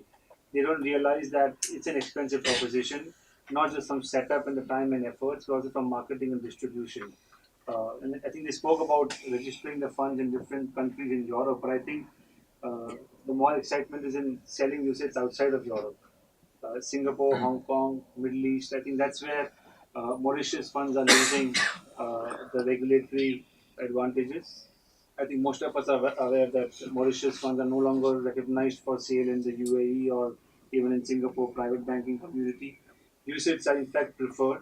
So I think if you're planning your business strategy, you must focus on how UCITS will help you in Asia first, in Middle East. That's where your NRI community also lies. So I'm assuming a lot of boutique managers would first focus on the NRI community or a few institutions who are already working with them closely. The other thing is, the asset class divide. I mean, there are lots of equity usage funds out there, few debt funds. We've seen recently one of the debt usage ETF closing shop. That's a wake up call, I think, because if you can't really execute your investment strategy because the diversification rules, the 540 rules are very strict. And if you just have a few clients and you feel you will ride the cyclical wave, I don't think that's possible. It was a very credible manager who came in and set up a ETF, very innovative, but I think they could not execute the portfolio, they could not raise money, and also the illiquidity of fixed income corporate bonds obviously played a big role in that as well. So you need to decide what your core is. Is fund structuring what you really fancy as an asset manager, or just investments and marketing? If you ask me, we would stick to investments and marketing. We would give up fund structuring and we would give up the entire fund structure to a hosted solution. Because really, we have enough of Indian regulations to deal with. We don't want too many more regulatory managers in our office for no reason. They add up to our costs. And they're significant uh, legal costs, unfortunately, in Europe. So be aware of that. I think yeah, so obviously, if you ask me, between EIFM and UCITS, it's a very interesting discussion. While UCITS is strategically the best way forward, but if you just have one or two institutional clients, just go for the EIFM because you don't want to comply with too many uh, restrictions on your portfolio, on marketing, or too many compliances which add up to your cost and time and effort of top management. And AIFM really is extremely flexible. An Irish AIFM, obviously, is extremely flexible. You can do what you want in the portfolio, and you don't really have to worry about making changes to your fund and fund structure because your clients are very limited, and it's sort of a private placement, just like Mauritius funds are for most of us. So I think always, if you ask me first, start with a hosted solution, get a sub fund in it, build a track record, and then move that track record to your own usage after 3 years. That's the best and the most cost effective way ahead. I think most asset managers in India have, succumbed to the pressure and really wasted time in setting up usage. If you ask me, if you're talking about usage today, I don't see your usage coming up in the next 2 years. So also look at it, how you're going to get seed capital. Because, having a subscale strategy in usage is simply not worth it. Nobody will look at your fund. There are enough India single country usage funds out there. I'm assuming you're here for India funds only. So I think you need to really lock in your seed capital providers much before you even think of setting up a usage structure.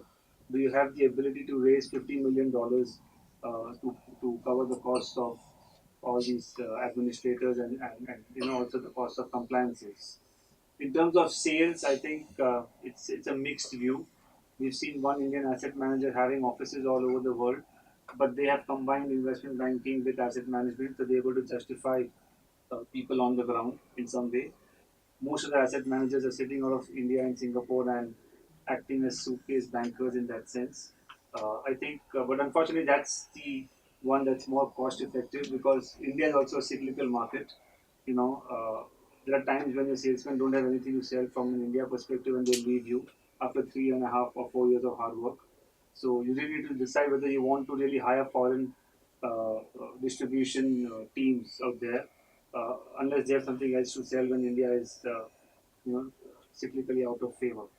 I think 9 is where most managers are focusing on because setting up subsidiaries again is something I'm not recommending now because frankly, if after the harmonization of the double taxation treaties in Mauritius, Singapore, the changing of the 9A rules, and the way the government is moving, you must just have a direct relationship with your fund from India, and that depends a lot upon how capitalized you are in India, how important is raising money from global retail investors is to you. But I think for most of us, it's Middle East and Asia.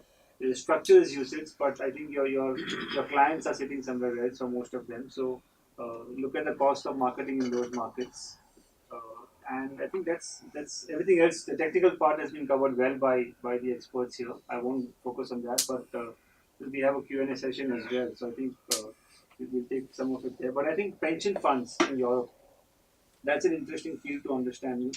Typically, they used to give mandates out to Indian asset managers, sub-advisory mandates, which are very easy. You just send a trade file from here and things were working well. Well, that is changing. I think pension funds are directly buying usage funds simply because the scale of India usage funds has become very large. You have almost 7 or 8 billion dollar plus India funds, which means they have the capacity to take $100 million tickets in their products. So many pension funds are directly attracted towards a usage product now. So they wouldn't really give advisory mandates to you if you're hoping to avoid usage. I think that's not going to be possible as well. So you need to decide what's your core competency. If your clients are institutional, retail, or distribution.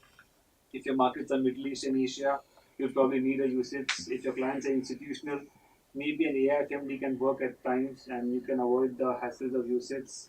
but in all likelihood, won't recommend setting up your own umbrella structure. Just go for a hosted solution, test the usage out for 2 years, see if it's something that your asset management company really is able to manage, and then just move the track record legally to your own usage fund, which is possible. So I think that's the approach I would adopt for most of you. So I guess that's it from my side. I'll take some questions whenever you have any questions. Thanks, Shamit. Maybe Nalin, if you could share your experience on how you've seen UCITS sort of come in as a solution, if at all, or do you share the same views as Shamit, or what do you think? So, actually, the perspective that I have is that a lot of Indian managers are looking to build track record by managing AIFs or domestic money. And one of the things that really stands out about UCITS, apart from the fact of all the stuff you guys have mentioned, it's highly regulated, liquid, transparent, and widely accepted, is that the Indian AIF regulations, and Richie, you, me, Nishith, by worked in the first ever AIF, Sure. uh, is really mirrored on UCITS. So a lot of the constraints around leverage, around concentration, are already in force in an Indian context. So what we have seen as we've gone about this journey of launching a UCITS fund is that acceptability of an Indian track record and portability of an Indian track record is very high, and that makes it a lot easier to market. We've had success with people in Hong Kong and Singapore, so this is really a global passport, not just a European passport. And I'm actually very optimistic on UCITS. This is the way to go if you are setting off an offshore fund. Wow. Thanks, Nalin. So I think with that, I think we have exhausted the direct interactions. If you have any questions for the panel, Nalin, we'll be happy to answer. I have a question for Brian. When I'm Suhail Plaza, Jeremy and Colin talked about There is a chair. There's a chair there. There's a chair. and how fintech will be used down the line. So from legal standpoint, are the regulations revolving around artificial intelligence and machine learning? So are there regulations in Europe especially? Yeah, absolutely. There are. I mean, it's a massively growing area, and we're even seeing it on some of the strategies, even on the UCITS side in terms of stock selection. We see algorithms. We see there's venturing into artificial intelligence. There's always questions from the regulator about who's making the decisions. Is it the algorithm itself, or at what stage does the portfolio management team interject, if at all? So you see it in that part of it, but you also see it then in terms of on the fintech side, where we have these robo-advisors, and part of the marketing solution, and it's very much true of the millennials, in Europe in terms of everything is on their their iPad, their iPhone, and so this is a solution for them. Now it's not exactly advice; it's very much based on guidance in terms of what level of risk they want, and then they have to kind of make their own decisions. But it's just another form of it, just in terms of the fintech evolution and what we're seeing. And I suppose it's where it's really probably going to it has an impact on all funds, but particularly on the retail funds, because these are the investors who are focusing in and who are using that type of, I suppose, framework. Another particular area it is on ETFs, because ETFs are so accessible by virtue of the fact that they're traded on the secondary market. So, like the principal exchanges in Europe, in the London Stock Exchange, etc. And so they're readily available, and these are things that they can access quite quickly. I suppose with the fund structures, it's a bit different because they're open-ended, and you have to trade with the primary market, in terms of that. But the time will come when that will happen as well, But so yes, it's huge, and actually, I have a bit of a contrarian view on AI and machine learning. It's already in place. It's just that they're marketing it very well. So machine learning is part of the IT developers have scripts in place already, where they're recognizing trends. And what machine learning is about is looking at historic trends and seeing if you can actually evolve and actually, I suppose, connect the dots on that side of things. So it's looking at historic data. And the key thing is to make sure you have that data correct and complete the whole way up. Because we have a reconciliation module that we've actually just released called Singularity. And it's based on actually reconciling data and then machine learning, identifying different trends and breaks and stuff like that. The same applies for a trading strategy too. I spoke to the CTO of SS&C 2 weeks ago because I was very curious on the AI side, and he said this has been in place for years. It's just that it's been marketed very well. The IT developers have scripts in place. It's always been an evolution as well. This is where the industry is going, though. You know, we're using machines and computers and scripts to recognize trends so that they can quickly do it. Now, what we're seeing, especially from UK managers, I've spoken to two very recently that are launching very large funds in Europe, and they're using machine learning to identify trends, but they're having a discretionary viewpoint at it. They're making a conscious decision themselves, so it's not just a black box methodology. And that's a very difficult thing, because if you're sitting in front of an investor, and if you say, well, this black box is actually deciding all the rules, you know, it's very hard to determine from an investor's perspective, like, you know, what value is the manager adding, and plus is there transparency into the module as well. So there has to be that transparency there on that side. The question I'm getting this is, when people are using optimization singularity, you mentioned. The question is there any regulated risk in Europe? India, for sure there is. So is there any regulated risk in Europe? Which was my question to Brian. Yes, but there is, and it's something that the central bank picks up on. So I'm talking about in the context of the fund strategy now, and so they very much want to know and ensure that there's disclosure of it. They want the investor to know that. But I mean, there's another side of this as well, and that is that, like, European regulators right now are very much focusing on active managers and closet indexing. And there's an element here of that as well, because you know, if all you're doing is just actively managing, but just tracking a particular index and not actually trying to achieve alpha at all, you know, there's a question of, well, why should you be generating such fees? So that's something that's topical as well in Europe at the minute, and a little bit related to the matter you're talking about. And just one further point on that, an interesting development, the Central Bank of Ireland have recently established a fintech innovation hub. So they now recognise that not just the service providers that they oversee in Ireland, you know, they're recognising that, you know, regulated funds, you know, will be using types of strategies that Colin mentioned there. And to take up a point that Brian mentioned, you know, it's very, very important when you're putting together your prospectus or supplement that there's sufficient risk factors.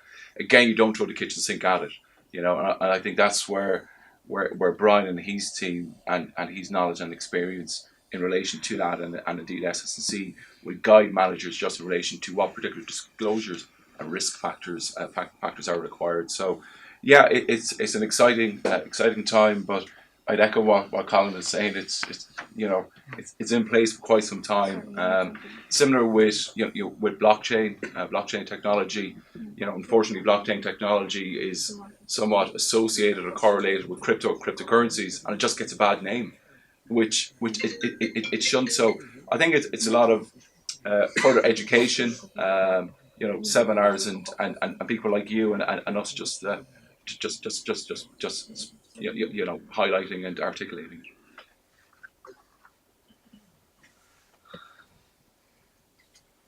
Any more questions? A question for you. What are the key regulatory requirements of central bank of Ireland the investment managers should focus on, and how can service providers help in this? So I suppose the first question is the key things that they should be looking at from a manager's perspective is really partnering up with an AFM. So we talked about a hosted solution, but what they're trying to do is to ensure like that they have a roadmap around capital raising, but then also if they're kind of partnering on the investment advisory side, that they're delegating that responsibility, that there's connectivity on their side. They're the ones creating the alpha, but there has to be connectivity on that side. So that's where the administrator SS&C comes into play, and we bridge the gap between the AFM and the investment advisor as well. We report data to them in a seamless fashion, and we also report data back to you in a seamless fashion from a portfolio point of view. And there's only a few core responsibilities in Ireland from an administration point. We review the NAV on an ongoing basis, and we have to release the NAV on an ongoing basis. And the final thing that you should be aware of is the anti-money laundering has to be done in line with the Irish jurisdiction. So that's something that we educate you as an investment advisor as well. And certainly, Dylan Usitz is very much part of that process, and also is going to be DMS as well to kind of educate you on the types of investors that you're going to go on, not just in Europe, across the world. We touched on the point there's 70 over 70 countries that the Usitz are, and the AIF is actually increasing its exposure too. Even though it was released in 2014, it's becoming a very familiar brand and a comfort brand on that side. There's only two types of investors that we look at. There's simplified investors and there's enhanced investors. The simplified investors are high net worth individuals in recognised jurisdictions or else regulated entities. The enhanced investors would be politically exposed people or any kind of corporations that we need to dive into to look at the beneficial ownership of the trust company. So that education should start at the very beginning. Like when you as an investment manager or investment advisor is looking to market the fund, you're going to be reaching out to these investors. Yes, the institutional investors, that Schmidt mentioned, there is some very large ones that are just they're highly regulated pension funds, and it takes a while to get into them. If you're looking at retail investors, you have to be cognizant of what their requirements are because you're reliant on their capital to come in. So unless there aren't any other questions, okay. I have two. One, so I'm a student of the subject. So with respect to what is an appropriate structure for investments into European real estate? That's one. And the second is on Ireland. If you can throw some light from an academic perspective on the beneficiary ownership registry that Ireland has and how open is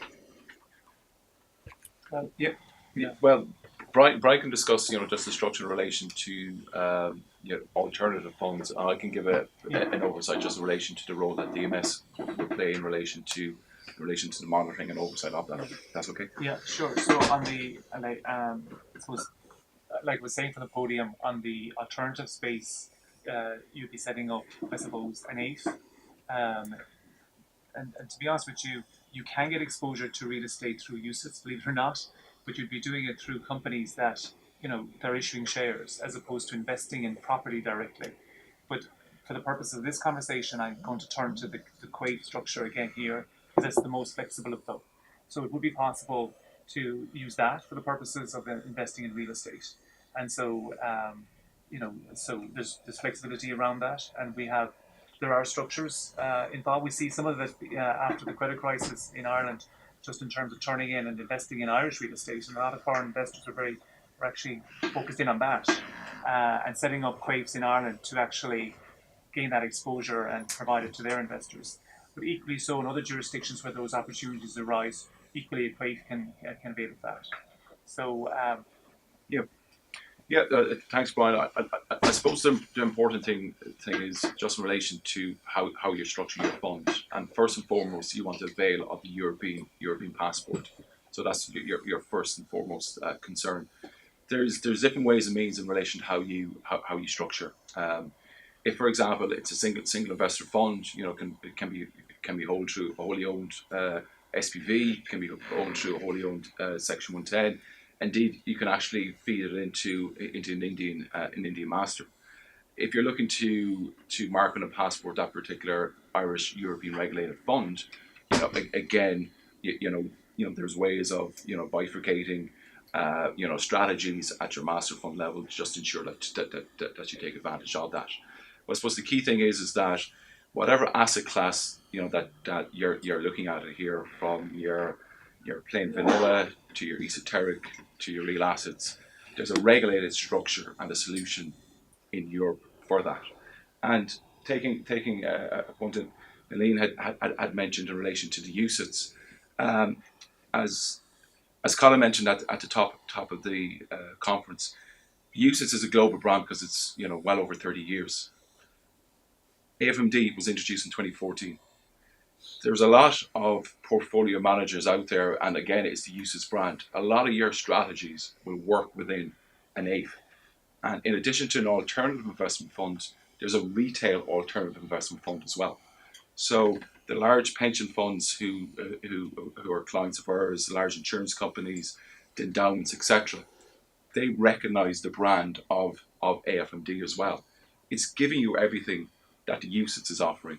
So it's giving you a regulated fund structure, a governance structure, the requirement for a local administrator, the requirement for UCITS management company or a management company as well.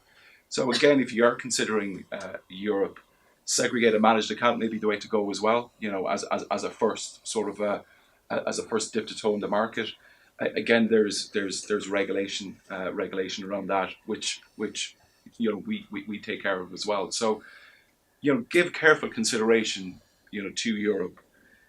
Don't just think that in isolation that it's all or nothing UCITS. So you put all your chips on the table and say it's black. There's black, red, and there's a little green on that roulette table as well. So just be cognizant of it. And look, we're here. This is part of the reason that we're spending our first of maybe 2 or 3 visits to India this year. To have the opportunity, to speak to a room full of people like yourselves, to take the difficult questions, but really just to help you. It's a hand-holding process. You may go back to your office and speak to your colleagues tomorrow and say, what about this? Maybe this seems complicated to us. You have our business cards, you have our contact details. So I'm sure, guys, you want to add to that. I would like to add to that. One of the things that we're speaking to managers during the week, which a lot of managers focus on the UCITS, they ask questions about UCITS, and as Jeremy say, they don't really focus on the 8 structures at all. But yes, there are some managers, I suppose, what struck me was the AIFs, and Rich, you'd be interested in your view on this. There's a lot of AIFs being established now in India, and they focus on the alternative space as well, real estate, private equity, etc. And my understanding is these are pass-through, look-through vehicles, correct? Category 1, Category 2. And so what struck me was that, if you're looking for global investors in that, why not situate a feeder vehicle, for example, or some structure in an offshore jurisdiction that has the benefits of a double taxation treaty. Right. And Ireland has that double taxation treaty with India. And as Shamit rightly mentioned, that a lot of the earlier structures were relying on the Mauritius-India tax treaty, and of course they had subsidiaries. But the more recent structures in Ireland, the UCITS particularly, because they're the ones that have been established, don't have subsidiaries. They're relying entirely on the Ireland-India tax treaty and on the Income Tax Act. So that's a kind of another mechanism on the alternative side. Where these apes, and you want to I suppose generate interest in them on a global perspective. If you situate them, and there's just one other point as well. I guess what I was going to ask you, Richie, on that was: is it the case that you don't need an FPI license for that jurisdiction, that offshore jurisdiction? Can they just invest directly in? Sure.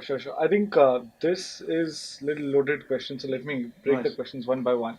To begin with, I agree with you. We have seen a lot of Irish structures being used. ICAV 110 combinations, especially on the closed-end side, and when they've ultimately been held by Delaware Cayman combinations and so on and so forth. So they have always traditionally been used. We have also seen use of UCITS out of Ireland, which are also being used to invest directly in India. Again, Singapore-based structures being there, but we have never seen a comparison between those sort of overseas models versus India, because to begin with, the amount of weightlifting you have to do from a regulations perspective to set up an AIF, you definitely need a local manager and so on and so forth. Yes. Whereas a lot of those overseas structures were either set up by global players or they were largely set up to raise only global capital. And AIF could help perhaps if you're trying to commingle the pools of domestic raise, offshore raise, or only domestic raise, and so on and so forth. Yes. AIFs have still not been used as an SPV to make investments in India. If your offshore structure can directly invest in India under the FPI program, where leverage is allowed, the rules are somewhat more, flexible. Obviously, FPIs have their own challenges, but if those structures can directly invest in India, you don't need an SPV. Yes. An AIF in that sense is just an a vehicle Yes. to invest through. Whereas it has been used wonderfully well, and frankly, so many funds have been set up when the team is in India, the skin in the game is from India, or there is a actual India raise story behind it. Yes. Category 3 AIFs, by the way, which is a functional equivalent of where you would see a UCIT or an FPI, don't have a very certain tax regime right now.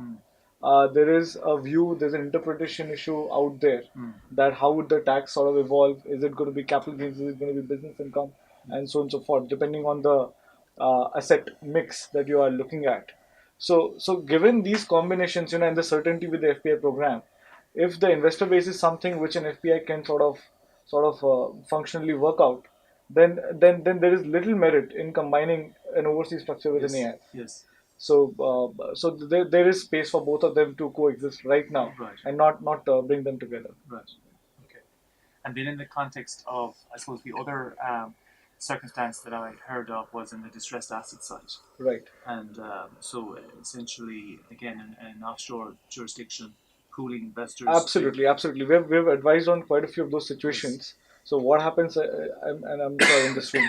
So asset reconstruction companies are sort of the ones which can sort of cleanse the asset, and there are trusts set up which issue participation notes for participation in these distressed opportunities.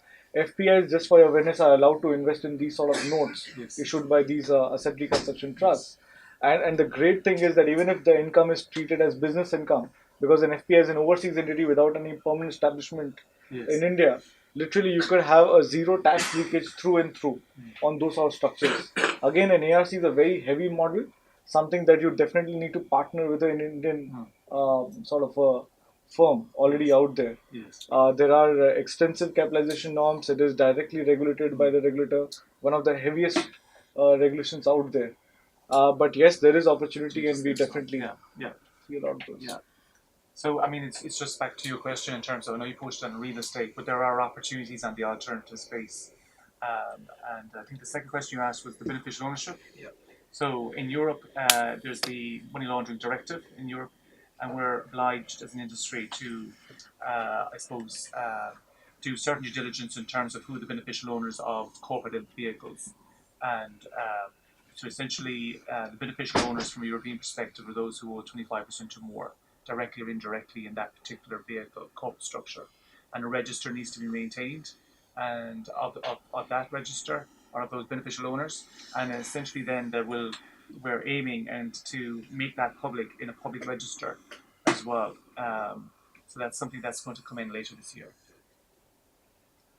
Rishi, one question for you. Yeah, sure. If I am a derivatives only fund and I want to take advantage of the India-Irish tax treaty, so what is the substance requirement in terms of, do I need people there, or is it something X amount of money I need to spend there to take advantage of the treaty? No, so as far as I'll break the answer in small pieces. As far as India is concerned, India only looks at that, are you a beneficial owner and can you rely on the treaty benefits or not to begin with. Now the first test you have to cross is there a tax residency certificate? Are you a resident of that country or not under the India-Ireland tax treaty? Now, if you meet some of the local requirements of two local directors, and obviously Brian can sort of talk more about that, then India would perhaps look at you to be a valid resident. Now there are views to be taken that if you are set up in a trust format, are you to begin with a person who can literally be seen as a tax resident also or not? Or would you apply the look-through principles and just look through the Irish structure and not give the treaty benefits? So there are views to be taken on what sort of vehicle you use. Obviously, if you use a corporate structure, then obviously it's a blocker and a separate legal personality, and you should get the treaty benefits. And if you want. Well, I mean, I suppose just in terms of again, if that structure involves an externally managed entity, presumably like DMS, Yep. it adds to that substance in Ireland. In terms of the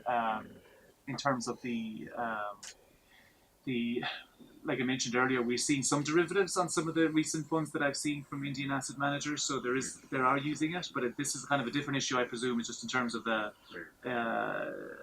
more the benefits that are generated from a tax perspective in terms of the use of derivatives offshore. So Is it through a Section 110 company, or is it going to be through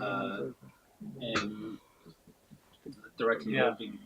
This is just with an SPI. I'm not Yeah. sure like what structure they would use. Let's say there's a proprietary fund, right?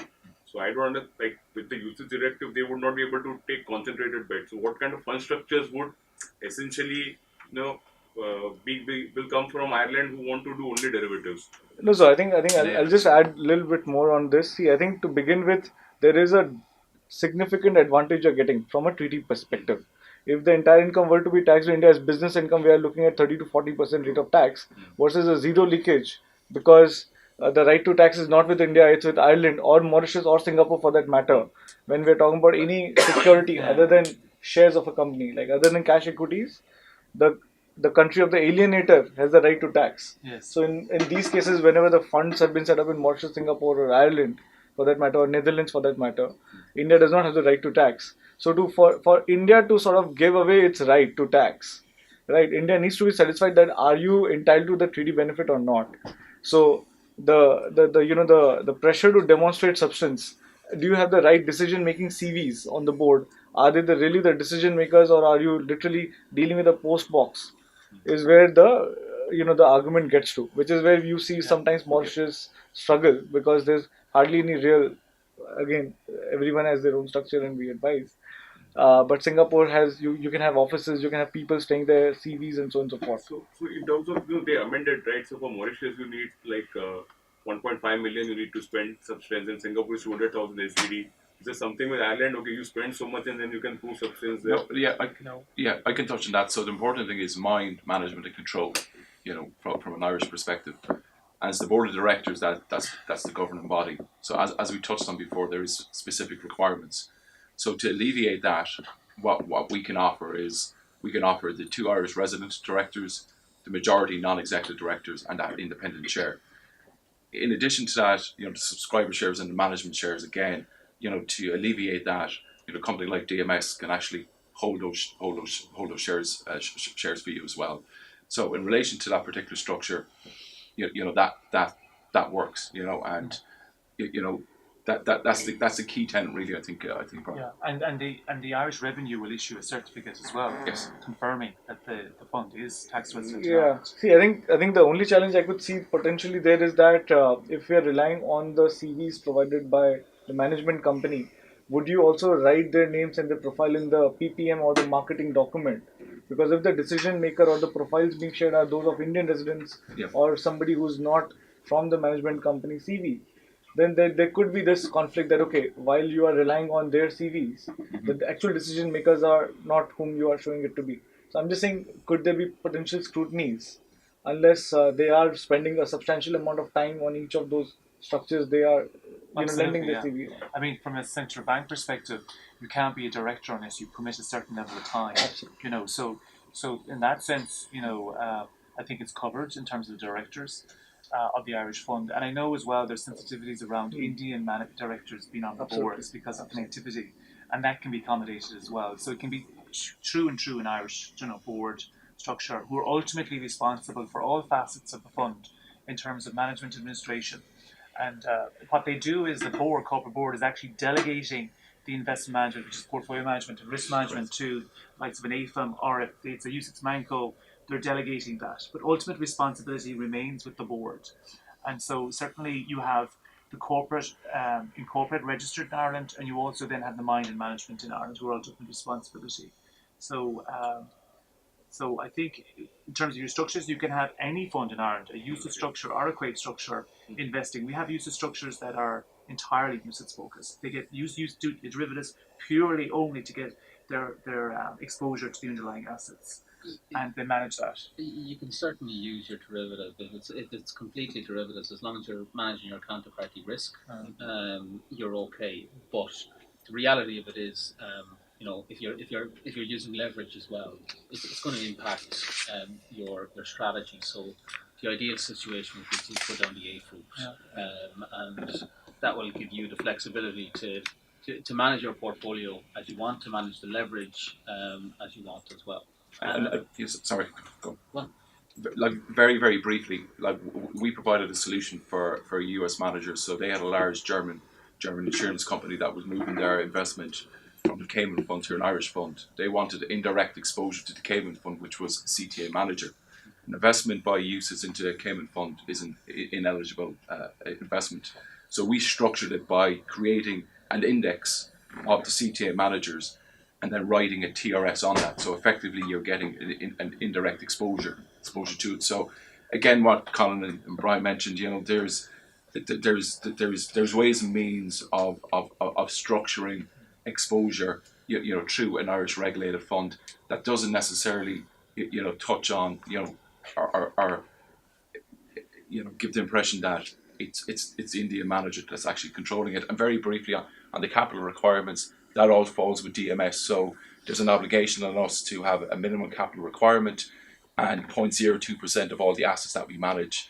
And in addition, there's a PII, professional indemnity insurance, which again isn't the responsibility of the manager, it's the responsibility of DMS, which is again 0.09% of our AUM. So all those costs dissipate and sort of go away. So I just want to clarify that point in terms of, so if you have a use of RNA and it's externally managed, there's no capital requirement at the fund level, at the corporate level. You only have to have a minimum of two shares. And that's, again, there's sensitivities from an Indian perspective on that, I know that, and DMS will provide that. And in terms of, so all the capital requirements are with the external manager. Yeah, Jeremy mentioned costs, but it's probably the elephant in the room that, and Shamit mentioned it as well. There is a significant undertaking and commitment coming to Europe. That's something that you need to be aware of up front. Yes, we can say here that like our hosted solution is going to provide economies of scale.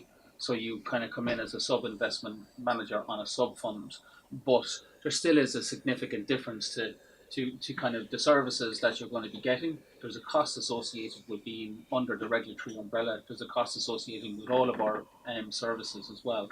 And that's something to be very mindful of, because when you're actually setting this up, it's not just a 1-2 year commitment. You actually have to be, looking at to kind of going out to market to try kind of generate, not just in Europe, but like on a global level as well. So just to kind of echo Shamit's point there, we want you to succeed.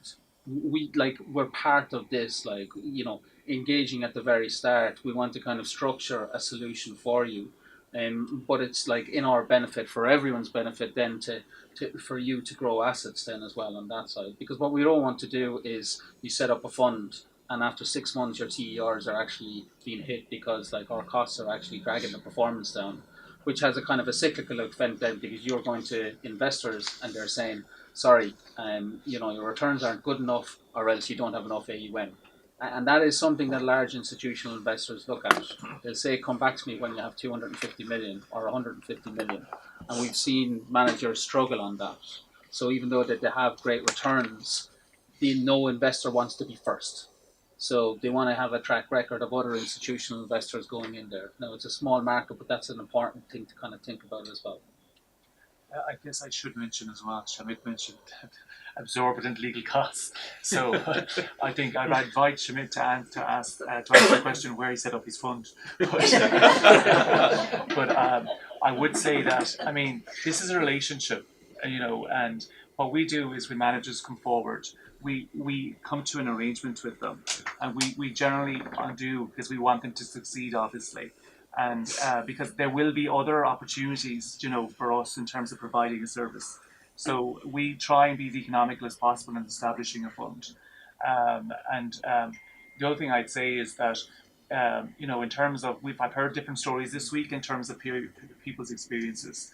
and there was one manager who won't name, mentioned it was 30 months to get a fund structured. I think it was a usage structure in Luxembourg. So, that's just unheard of. So, I mean, you do need to do your own research, absolutely. And but I would like to think that you feel that you're getting a very fair and reasonable service in Ireland. Okay. So I think we can always take further questions during the cocktails, that follow. So on behalf of Nishith Desai Associates, we thank everyone for making time, and thanks for panelists, Nalin, Thank you. and Thank you very everyone. much. Thank you. Thanks. All right. Thank you. Thank you.